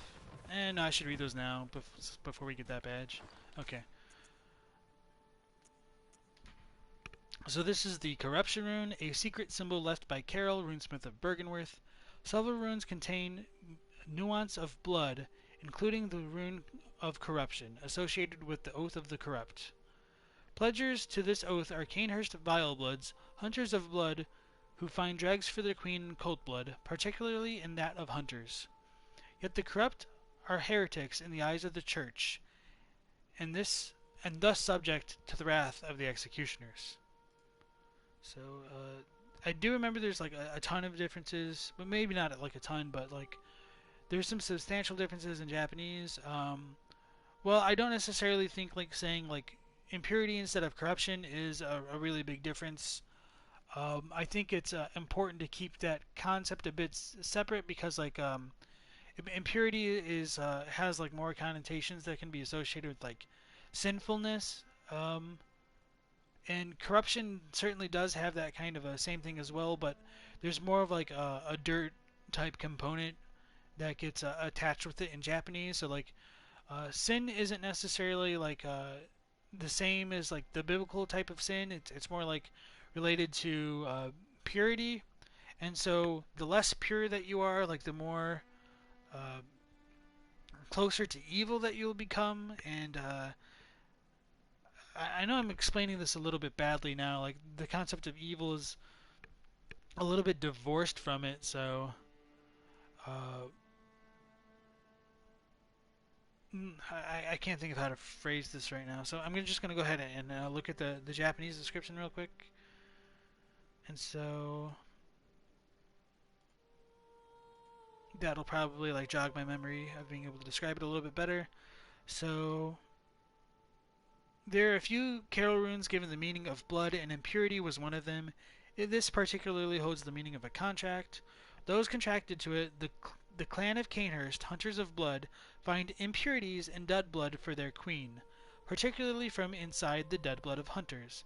However, impurity is taboo to the healing church, and beware the executioners.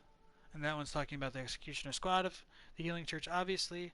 Okay, so this did jog my memory a little bit, so I think this idea of calling it impurity is pretty relevant when we do pick up the blood dregs later on, because in Japanese they're a little bit more literally close to like the impurities of blood, and so that would tie the idea of the blood dregs specifically to like the impurity rune or this corruption rune, which is a little bit minor, but when we combine it with how the league rune should be probably more understood as stagnation, and that the two concepts are actually somewhat tied together, I think it's a little bit easier to parse everything when you do have like the full picture.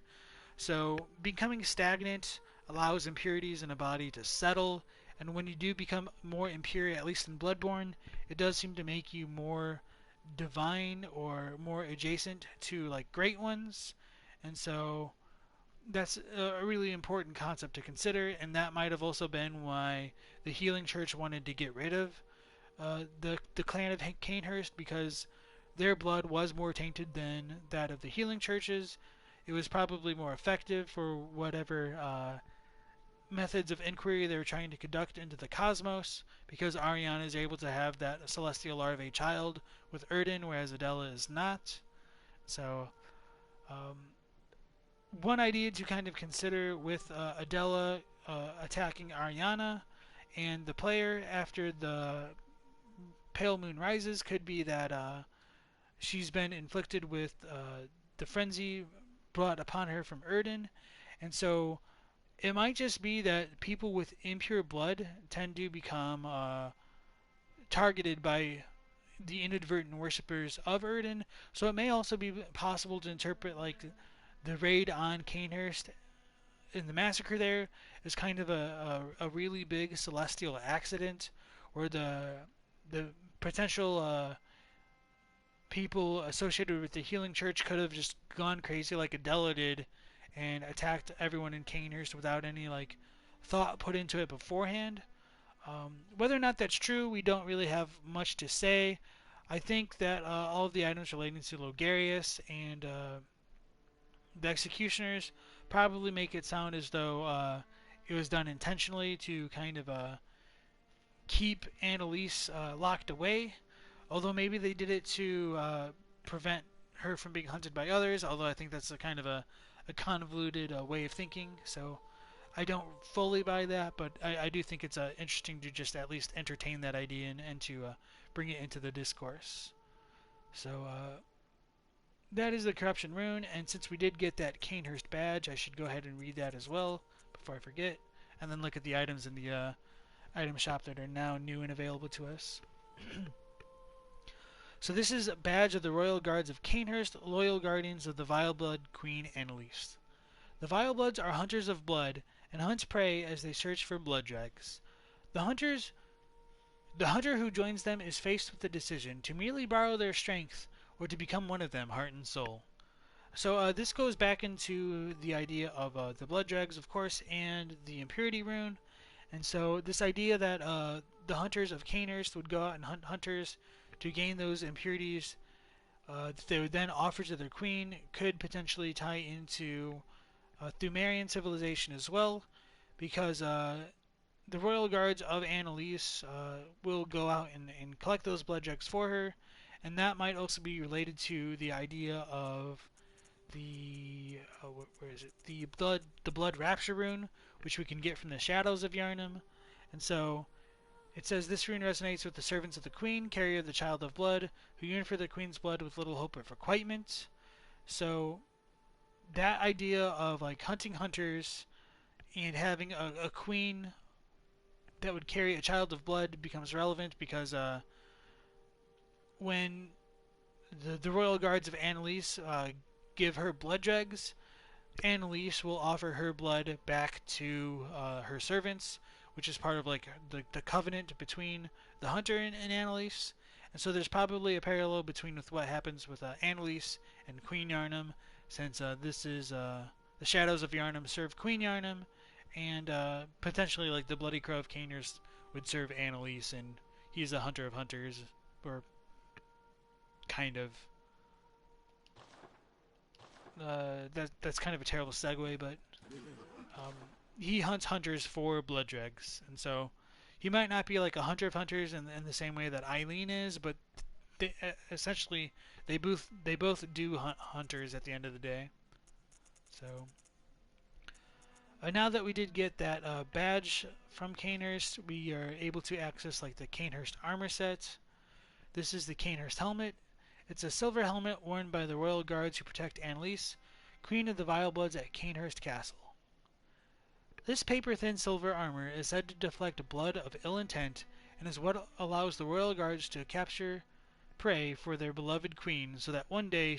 So that just ties back into what I was talking about with the blood rapture rune, and that having the queen that bears the child of blood is who they give their blood dregs to, and it's probably a staple of both like the Cainhurst and Thumerian civilizations. And so all of the other items are pretty similar, so I'm not gonna go ahead and read those. And then we are also able to get the Evelyn. I think I forgot to loot it again, and the Chikage. So this is a special pistol used by Cainhurst Knights. The Evelyn uses quicksilver bullets, just as any workshop firearm, but the Cainhurst variant relies more on blood tinge. Lovingly named after a woman and graced with an intricate design, Evelyns were adored by Cainhurst Knights. So, as far as the name is concerned, the Evelyn might be related to like the Avalon in Dark Souls 3. I don't remember if that weapon gets reused in like Dark Souls 1 or 2. And I would have no idea if it appears in Dark Souls or Demon Souls at all. So it does seem to be like kind of one of the reoccurring names for a weapon in the FromSoft games, potentially. And I don't think there was too many differences in the Japanese for both the Evelyn and the Cainhurst set. So let me go ahead and pull that up really quickly.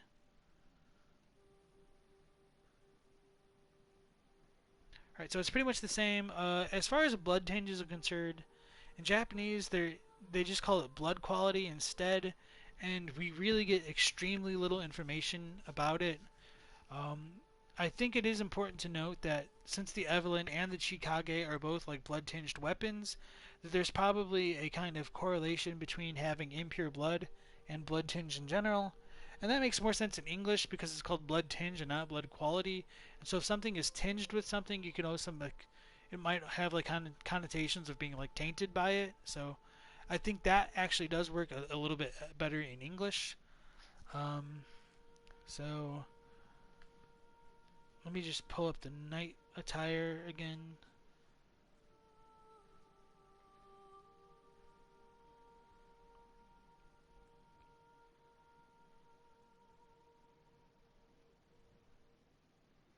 Oh yeah, I did want to talk about like the helmet for it.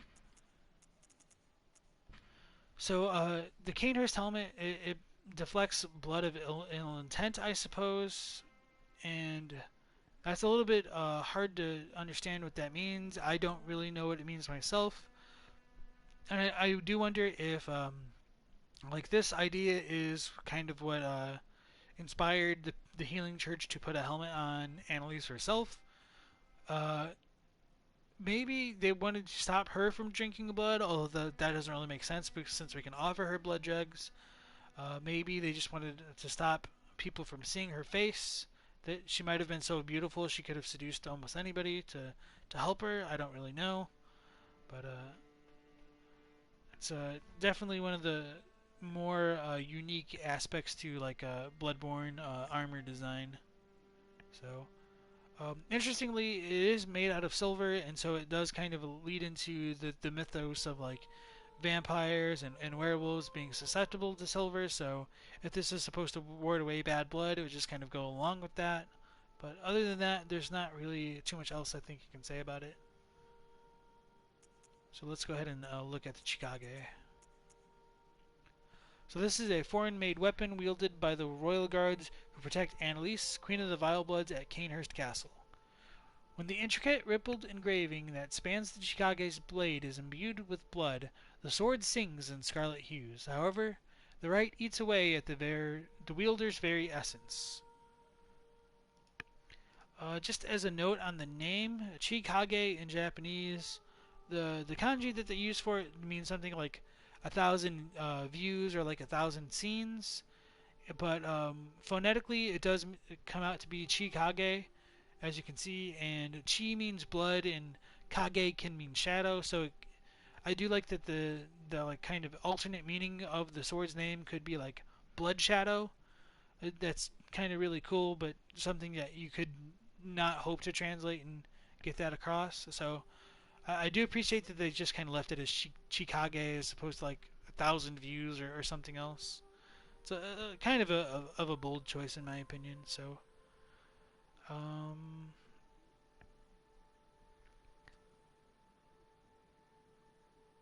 there is a slight difference in the Japanese where it says the right eats away at the wielder's very essence. In this, it says it is a cursed technique that eats into you as well. So I think the Japanese is a bit clearer in that design. Although it's interesting that it says that it's a cursed technique. So I don't know how literal that is, but I think that would also kind of align with how some of the cursed blood gems can eat away at the wielder's HP as well. And so that's it for that. There is the idea that when you do wield this weapon, you can use your own blood as a weapon, and that's kind of interesting to think about. And when we do fight like Maria and some of the Thumerians, like Queen Yarnum, they're able to use their own blood and form it into blades. So there is that other kind of connection between some of the weapons of Cainhurst and Thumer as well. I'm not sure if by calling it a foreign weapon, it means it was a weapon that was foreign to Cainhurst itself, which is interesting to consider, because what other civilizations would be using blood weapons, or if it just means that it's a foreign weapon to like the city of Yarnum as opposed to like Cainhurst itself. And so that is also kind of mystifying to think about because all these hunters that come from foreign lands, maybe that means like Cainhurst is included in those foreign lands. And so hunters of hunters could have allegedly come from Cainhurst if that's true. So that's kind of worth considering as well. So that was pretty much it. We can get from the Cainhurst badge. I'm pretty confident that we've looked at everything else. There might have been like some of the more consumables, but I don't remember what you would get from where, and they're kind of minor for the most part. So yeah, I don't think anything else is that different. So those are all the items, and now we're going to go ahead and try and deal with Eileen in the Grand Cathedral. And I did mention it before, but we couldn't warp there.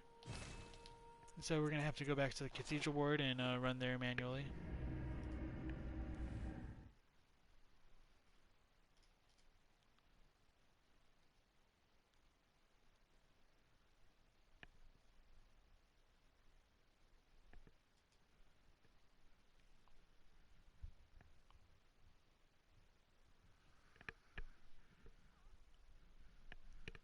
And so on one of the previous streams, we did go ahead and confront Eileen before, and so we kind of already exhausted her dialogue. But I didn't really want to take the time to try to grind out the fight, because I was a little bit of a lower level then, and so now it should be easier to deal with. Interestingly enough, so we've done everything with the NPCs for now, so I'm just gonna go ahead and kill this guy. And I don't remember if they'll do it in this final version of the game, but whenever you killed an NPC in like 1.0, they would always drop a blood dreg.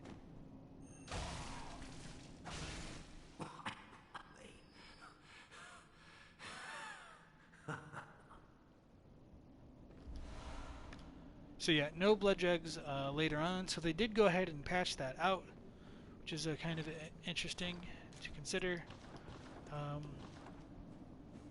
As well as like 1.0, like a lot of the enemies would just kind of fall through the ground. So I don't even think you could actually fight the Bloody Crow of Cainhurst, because I think they would spawn him too soon. So it's like as soon as you would warp to the lantern, you would immediately get a blood dreg, and you'd be like, what the hell?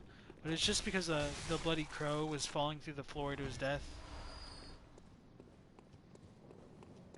So I actually don't even remember if Eileen stood over there at that point in the game. So if we do like a number 1.0 run like next month, like after the PS5 gets released, that'll be kind of interesting to see again. Especially if it does get a quality of life update. But so that's Eileen, and she isn't going to say anything anymore.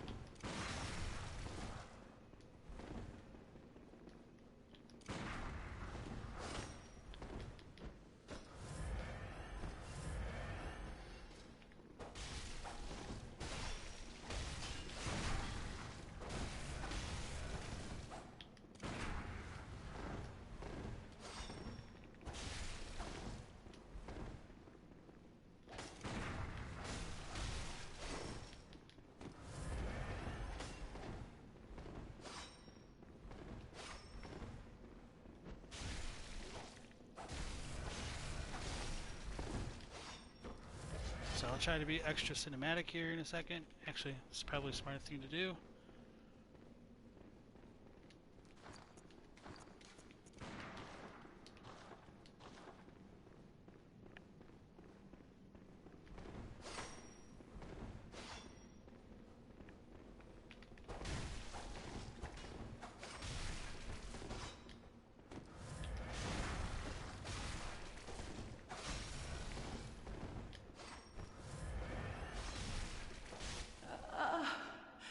You monsters.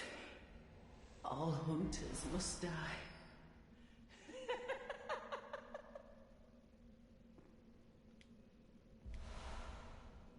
And then from her corpse we do gain that Crow Hunter's badge.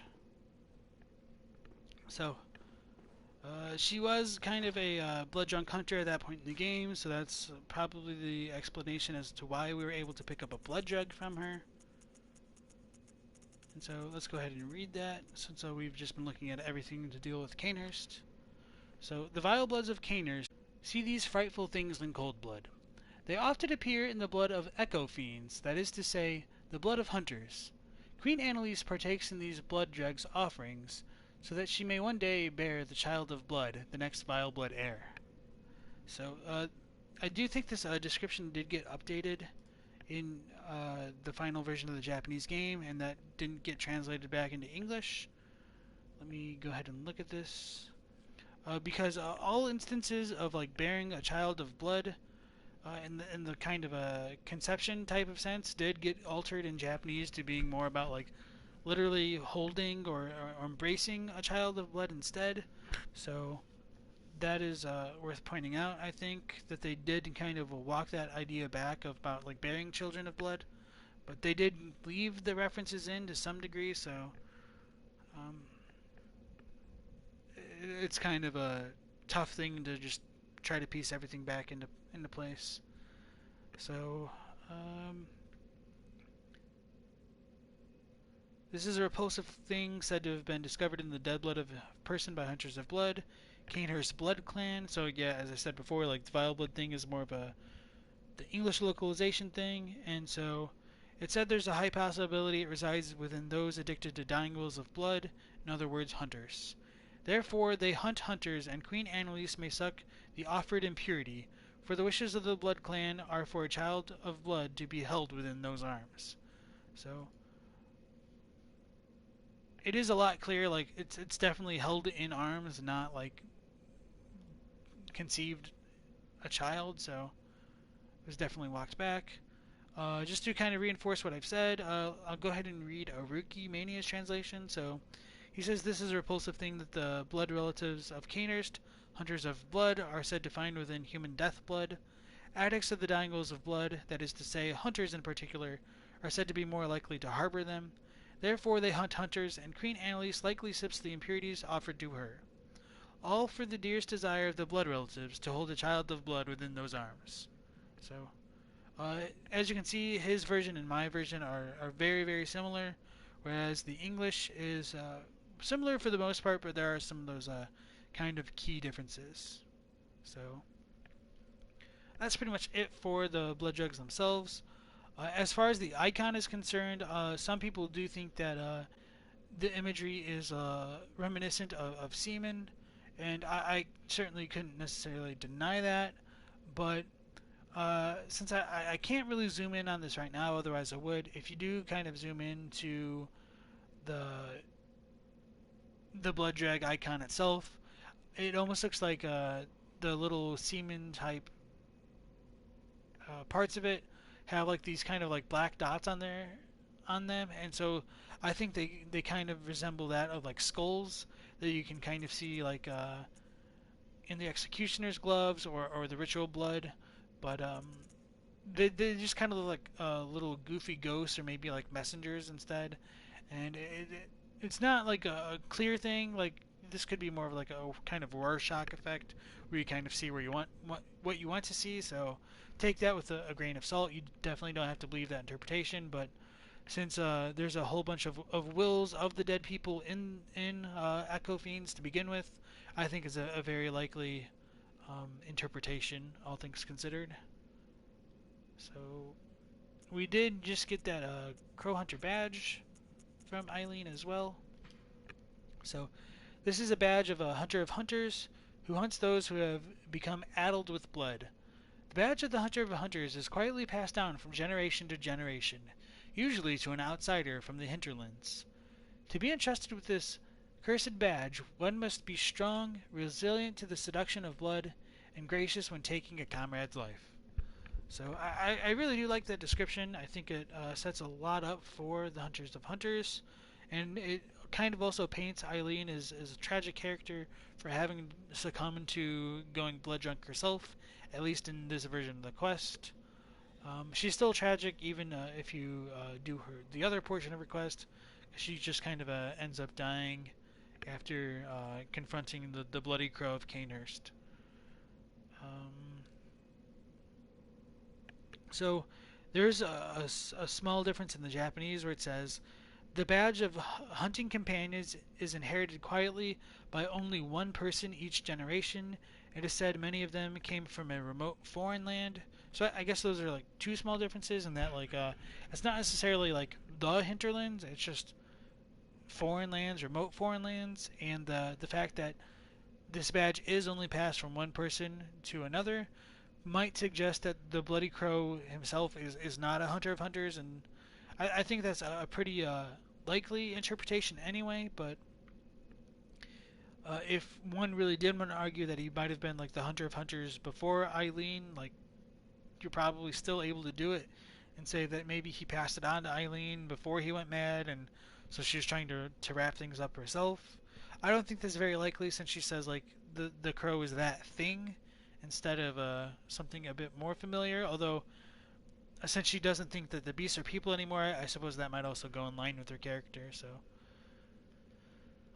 as far as like the final paragraph goes, it says strength, not being drunk with blood, and not forgetting respect in hunting companions. Only that kind of hunter can be entrusted this cursed badge, which is pretty similar to the English. So I think the English did a very good job with that final paragraph in general. So that's that. And then when we do go back to the Hunter's Dream, we will be able to look at the crow set in the messenger shop.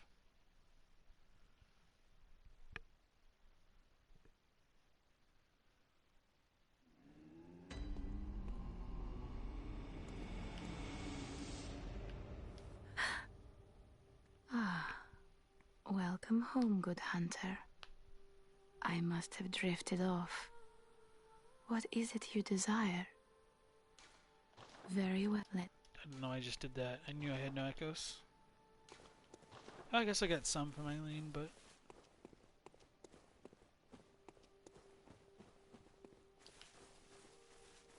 Oh, he's here. Right, so now we get some more dialogue from Gehrman. Oh, Lawrence, Master Willem, somebody help me. Unshackle me, please. Anybody. I've had enough of this dream. The night blocks all sight. Oh, somebody, please.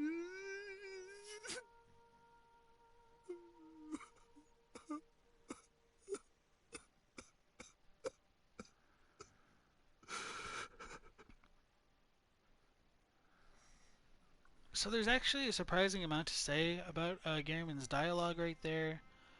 Going off with that final cry that he gives off, that pretty much matches exactly with the cry that the Orphan of Kos gives when he emerges from the Mother Kos, and right before the cutscene ends and the boss fight begins.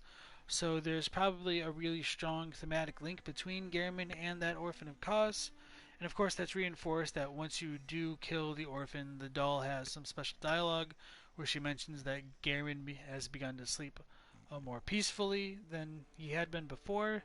So there is probably a likely connection between the two, and it might not have just been a case of from reusing assets, although they certainly do that quite often, all things considered. Aside from that, going into the substance of the dialogue itself, Gehrman says, "Oh, Lawrence, Master Willem, somebody help me and shackle me, please, anybody." And so that does reveal that Gehrman very likely was affiliated with Bergenworth, since he cries out to Master Willem, and so it's not just Lawrence that he was working with to some degree. And this does reinforce my belief that when Willem was saying to Lawrence in the cutscene in the Grand Cathedral from his skull that you seek now to betray me, that the Japanese line for that is, "Oh, you also will betray me." So I think Gehrman is the likely other candidate for having been the other person to have betrayed Willem, and that might also line up with Alfred's dialogue about a traitor in Bergenworth bringing the forbidden blood to Cainhurst.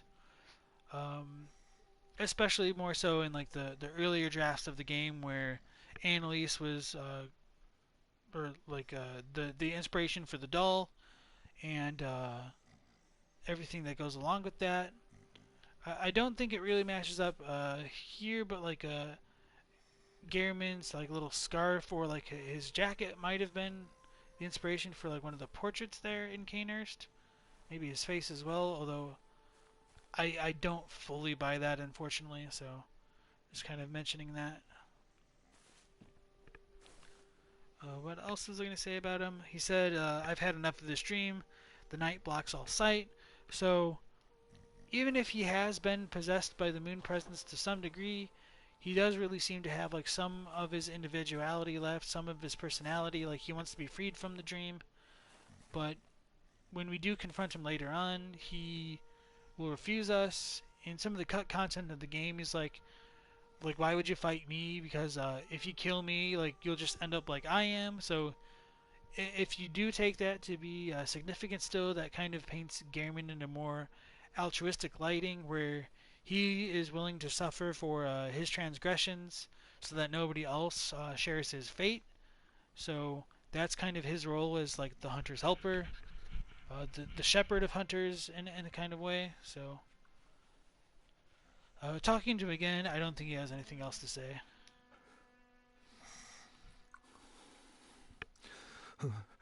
Oh, Lawrence, Master Willem, somebody help me. Unshackle me, please. Anybody. I've had enough of this dream. The night blocks all sight. Oh, somebody, please.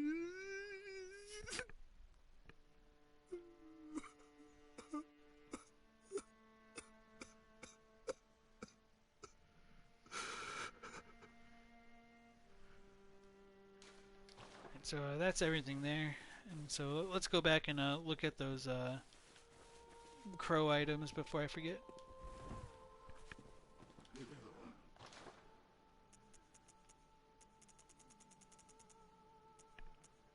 So this is the beak mask, and as we see the crow feather set, other items do have a little bit of a different description. So this is the wood carved mask of Eileen the Crow, hunter of hunters. The beak contains incense to mask the scents of blood and beast. Hunters of hunters, dressed as crows to suggest sky burial. The first hunter of hunters came from a foreign land and gave the dead a virtuous native funeral ritual rather than impose a blasphemous Yarnum burial service upon them, with the hope that the former compatriots might be returned to the skies and find rest in a hunter's dream. So there's really a lot to say about that in general. First, the fact that like the kind of plague doctor masks are filled with incense to ward against the smells of blood and beast, I think is relevant when we compare the situation of what happened to Father Gascoigne, where like the stench that was mired on his attire is what allowed him to kind of become more blood drunk as the hunts continued. Eileen probably wasn't going to be as susceptible to that kind of a fate as he was. Nonetheless, she did end up falling down that path of blood drunkenness. My rationale for that might have been because since she was forced to fight Henrik alone, she might have needed to have taken more blood vials than she would if we helped her. So she might have really been right on the line of going insane in both parts of the quest. But in this version, like, that was enough to completely set her over the edge.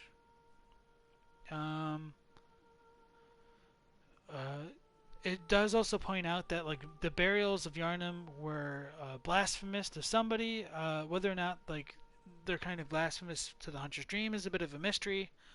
But when we consider that like all the coffins in Yarnum are like chained up and that kind of thing, it does paint an interesting picture. Just because like so many corpses are just kind of left out hanging in like old Yarnum.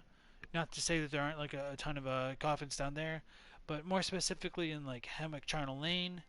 And we don't really find any caskets in Cainhurst either. although we don't really find like a whole bunch of like hanging corpses for that matter. But Sky Burial is more or less just like leaving a body out in the open to decompose and be eaten by like carrion crows, which is really kind of objectively horrible. Just because if you did that in real life, like it just kind of like breeds a lot of diseases, um, as well as like the smell that would linger for quite some time. Uh, so yeah, just really interesting that Sky Burial is seen as more of like a positive thing for Bloodborne, but I think that does tie into that final line there where they wanted their compatriots to find rest in a hunter's dream. So that final line is a bit different in Japanese. So I'll just go ahead and read that final paragraph just to give this context a bit more meaning. So, the first hunters, foreigners, chose the honorable ways of home, not the blasphemous burials of Yarnum. This way, the dying wishes of their comrades will at least reach heaven, or perhaps the hunter's dream. So, the idea of the dying wishes of their comrades is literally like their blood echoes, and that idea is not really carried over into the English. So, this does kind of help me come along with the theory that the hunter could be acting as a kind of like a grim reaper for the night, and so the goal of like going around and just killing a few beasts could become relevant in that you might essentially be like the harvester of the blood echoes so that they can find rest in the hunter's dream, and so that might also be relevant when we consider like for some reason, like the hunter's dream does seem to be a bit separate from like the hunter's nightmare, or um, like the nightmare frontier, or like the lecture hall. And there's no real reason for the difference. Like at times, the hunter's dream is also referred to as like a hunter's nightmare in the Japanese version of the game. So maybe there is something to that, in that like going about killing all the beasts allows us to free the blood echoes that would be stuck on Earth. So if we take that idea and apply it to the moon presence, like grabbing onto the player and potentially like sucking out our echoes, that could show that like presence is kind of objectively bad for not only the people of Yarnum, but just like their spirits in the afterlife, if that's what you are want to compare everything to. So as for the garb itself, it says attire worn by Eileen the Crow, Hunter of Hunters, known in particular for crow feather cape. So everything else is pretty much the same. So that's pretty much it for all of the crow stuff, if I'm remembering correctly. Oh, we did get that the hunter rune as well. So that also ties. Wait, oh no, we don't get it for this portion of the quest. Interesting. So if you do Eileen's quest and actually inherit like the badge from her rather than just kind of looting it off her corpse, she'll give you the hunter rune. And so I'll just go ahead and pull up the hunter's mark to just get that kind of imagery available for us, and I'll just go ahead and read the English equivalent of the hunter rune. So let me just pull that up real quick. So, the Hunter rune is a Karo rune that transcribes inhuman sounds. This red smudged rune means hunter and has been adopted by those who have taken the Hunter's Oath. These watchmen admonish those who have become addled with blood, be they men or beasts. Anyone who has threatened the pledges of the Hunter Oath surely has an issue with blood. The Japanese is a little bit different. Excuse me. It says that a Karo rune that came to be the phonetic representation of an inhuman voice. The meaning of hunting was given to its red oozing. It is used to contract hunters. Enemies of hunters, drunk with blood, are hunters who resonate with ominous bells. Or perhaps if they oppose those who are contracted to hunting, whoever they are, it is a sign of blood drunkenness. So that is a little bit different, and it does interest me that like the hunters of hunters have a kind of rune that is emblematic of the hunter's mark. And so just going back to the idea of like blood echoes and hunters, hunters in general would be that like if you look at the top right of the screen, like the hunter rune is right next to the blood echoes, the blood echo count. So I think that could also just tie into everything that I've been theorizing about. However, to be fair, when we do look at the level icon, it is in the shape of like a kind of crescent moon.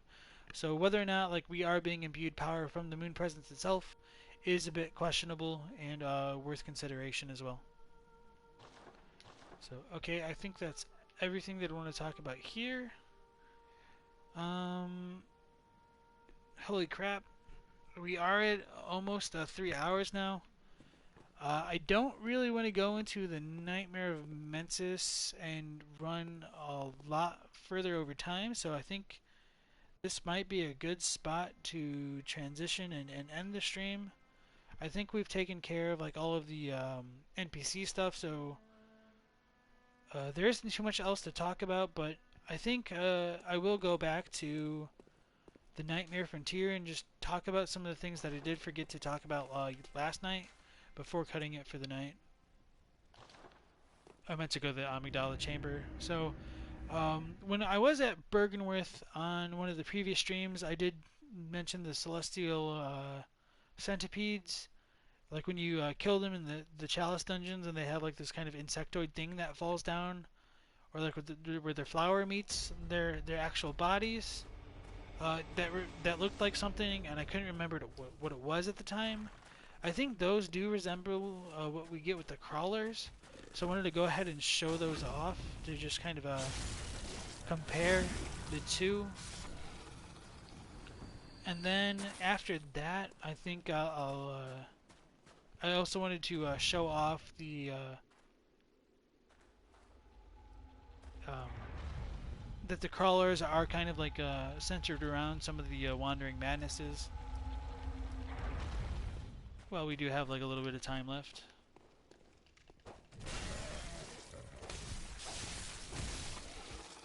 Because yesterday I think I got a little bit too close and I couldn't show it off as well as I wanted to, so this will be a little bit like killing two birds with one stone, so it'll work out. Alright, so damn it. So that's where that wandering madness was, and I spooked it away. So the crawlers will like kind of congregate around it and like almost seem to be like feasting on it, kind of, but like not really. And so I do think that might be connected to like how some of them will like kind of rear up and like have messengers come out of them. I also do think like that the crawlers might resemble like Mother Cause. So those are like the more like the charred kind of messengers that I was talking about yesterday. And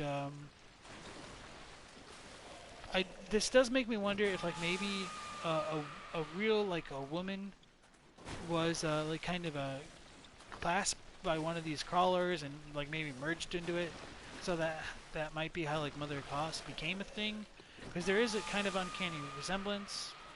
And so going back to the idea of like the celestial centipedes, I think like the part where the flower comes out is a little bit similar to like where the mouths of these crawlers come from. So if you look at the way that the crawlers are like kind of put together, I'll go ahead and pull the reticle up. The lower portion right there seems to be like it could be part of like a different organism, and so like this top part looks like it could have just been like falling on top of it maybe and like consuming something else. It does like have a lot of extra limbs, which could be potentially like related to spiders or amygdalae or just something else entirely. It's a little bit hard to say. It certainly almost looks kind of fish-like as well. Maybe not like full-on fish-like, but like kind of like a shark maybe.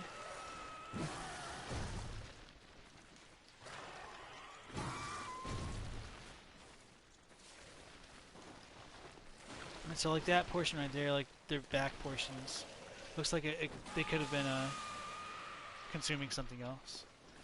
So that's it for the crawlers. I might just go ahead and show off like the celestial centipede again, just to like kind of compare the two. But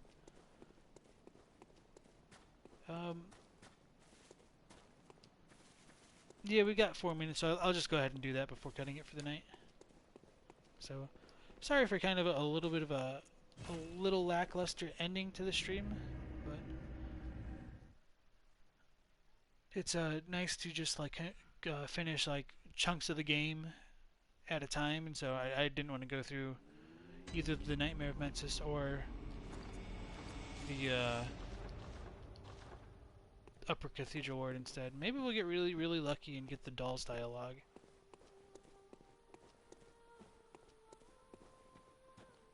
No.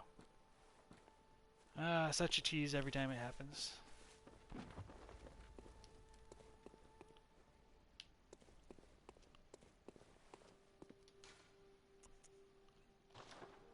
I guess since we are going to go back to Bergenworth, I could also show like the skybox stays the same since we haven't come back to it after killing Ram, and we could show off like the Moonside Lake a little bit, although there's really nothing there and not really worth going to. So this won't be entirely pointless. So yep, looking back over here, not much else is different. I just wanted to show off the Celestial Centipede and that the moon is in the exact same location, the exact same color. Maybe the skybox is a little bit brighter, although I strongly doubt it. So if you do look at the Celestial Centipede, it's really hard to make out from this distance. Where the flower kind of goes back into, there's like a kind of like a weird like little opening. I think that kind of resembles the little openings of the mouths of the crawlers. I'm not exactly saying like, oh, these are the same. It's just I don't know, kind of an interesting similarity.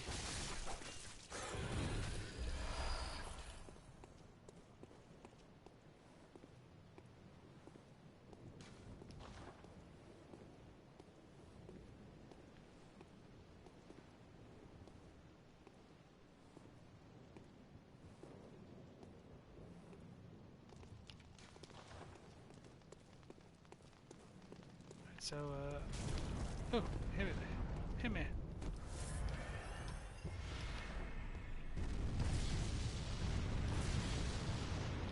So it shoots some fire at us. And so that's where I'm trying to talk about. Okay, so that kind of showed it off for a second when it was glowing like that.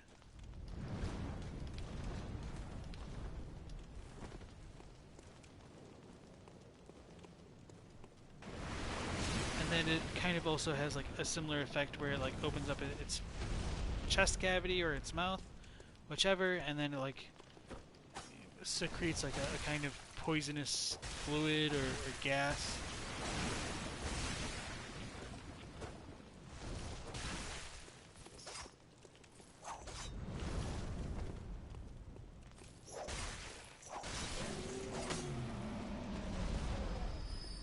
And unfortunately, it doesn't leave like any of those after effects that I was talking about in the Chalice dungeons. Alright, so that'll be it for tonight's stream. I do want to thank everybody again for stopping by and commenting and following me along in this this journey. So if you guys do have more questions or want to talk more lore, you can always join the Discord and get some live alerts for when we are going to go stream. These have been occurring every night at 9 p.m. Eastern Standard Time, and they will continue at least until we finish this run. And that'll be it for tonight. So thanks again, and have a good night.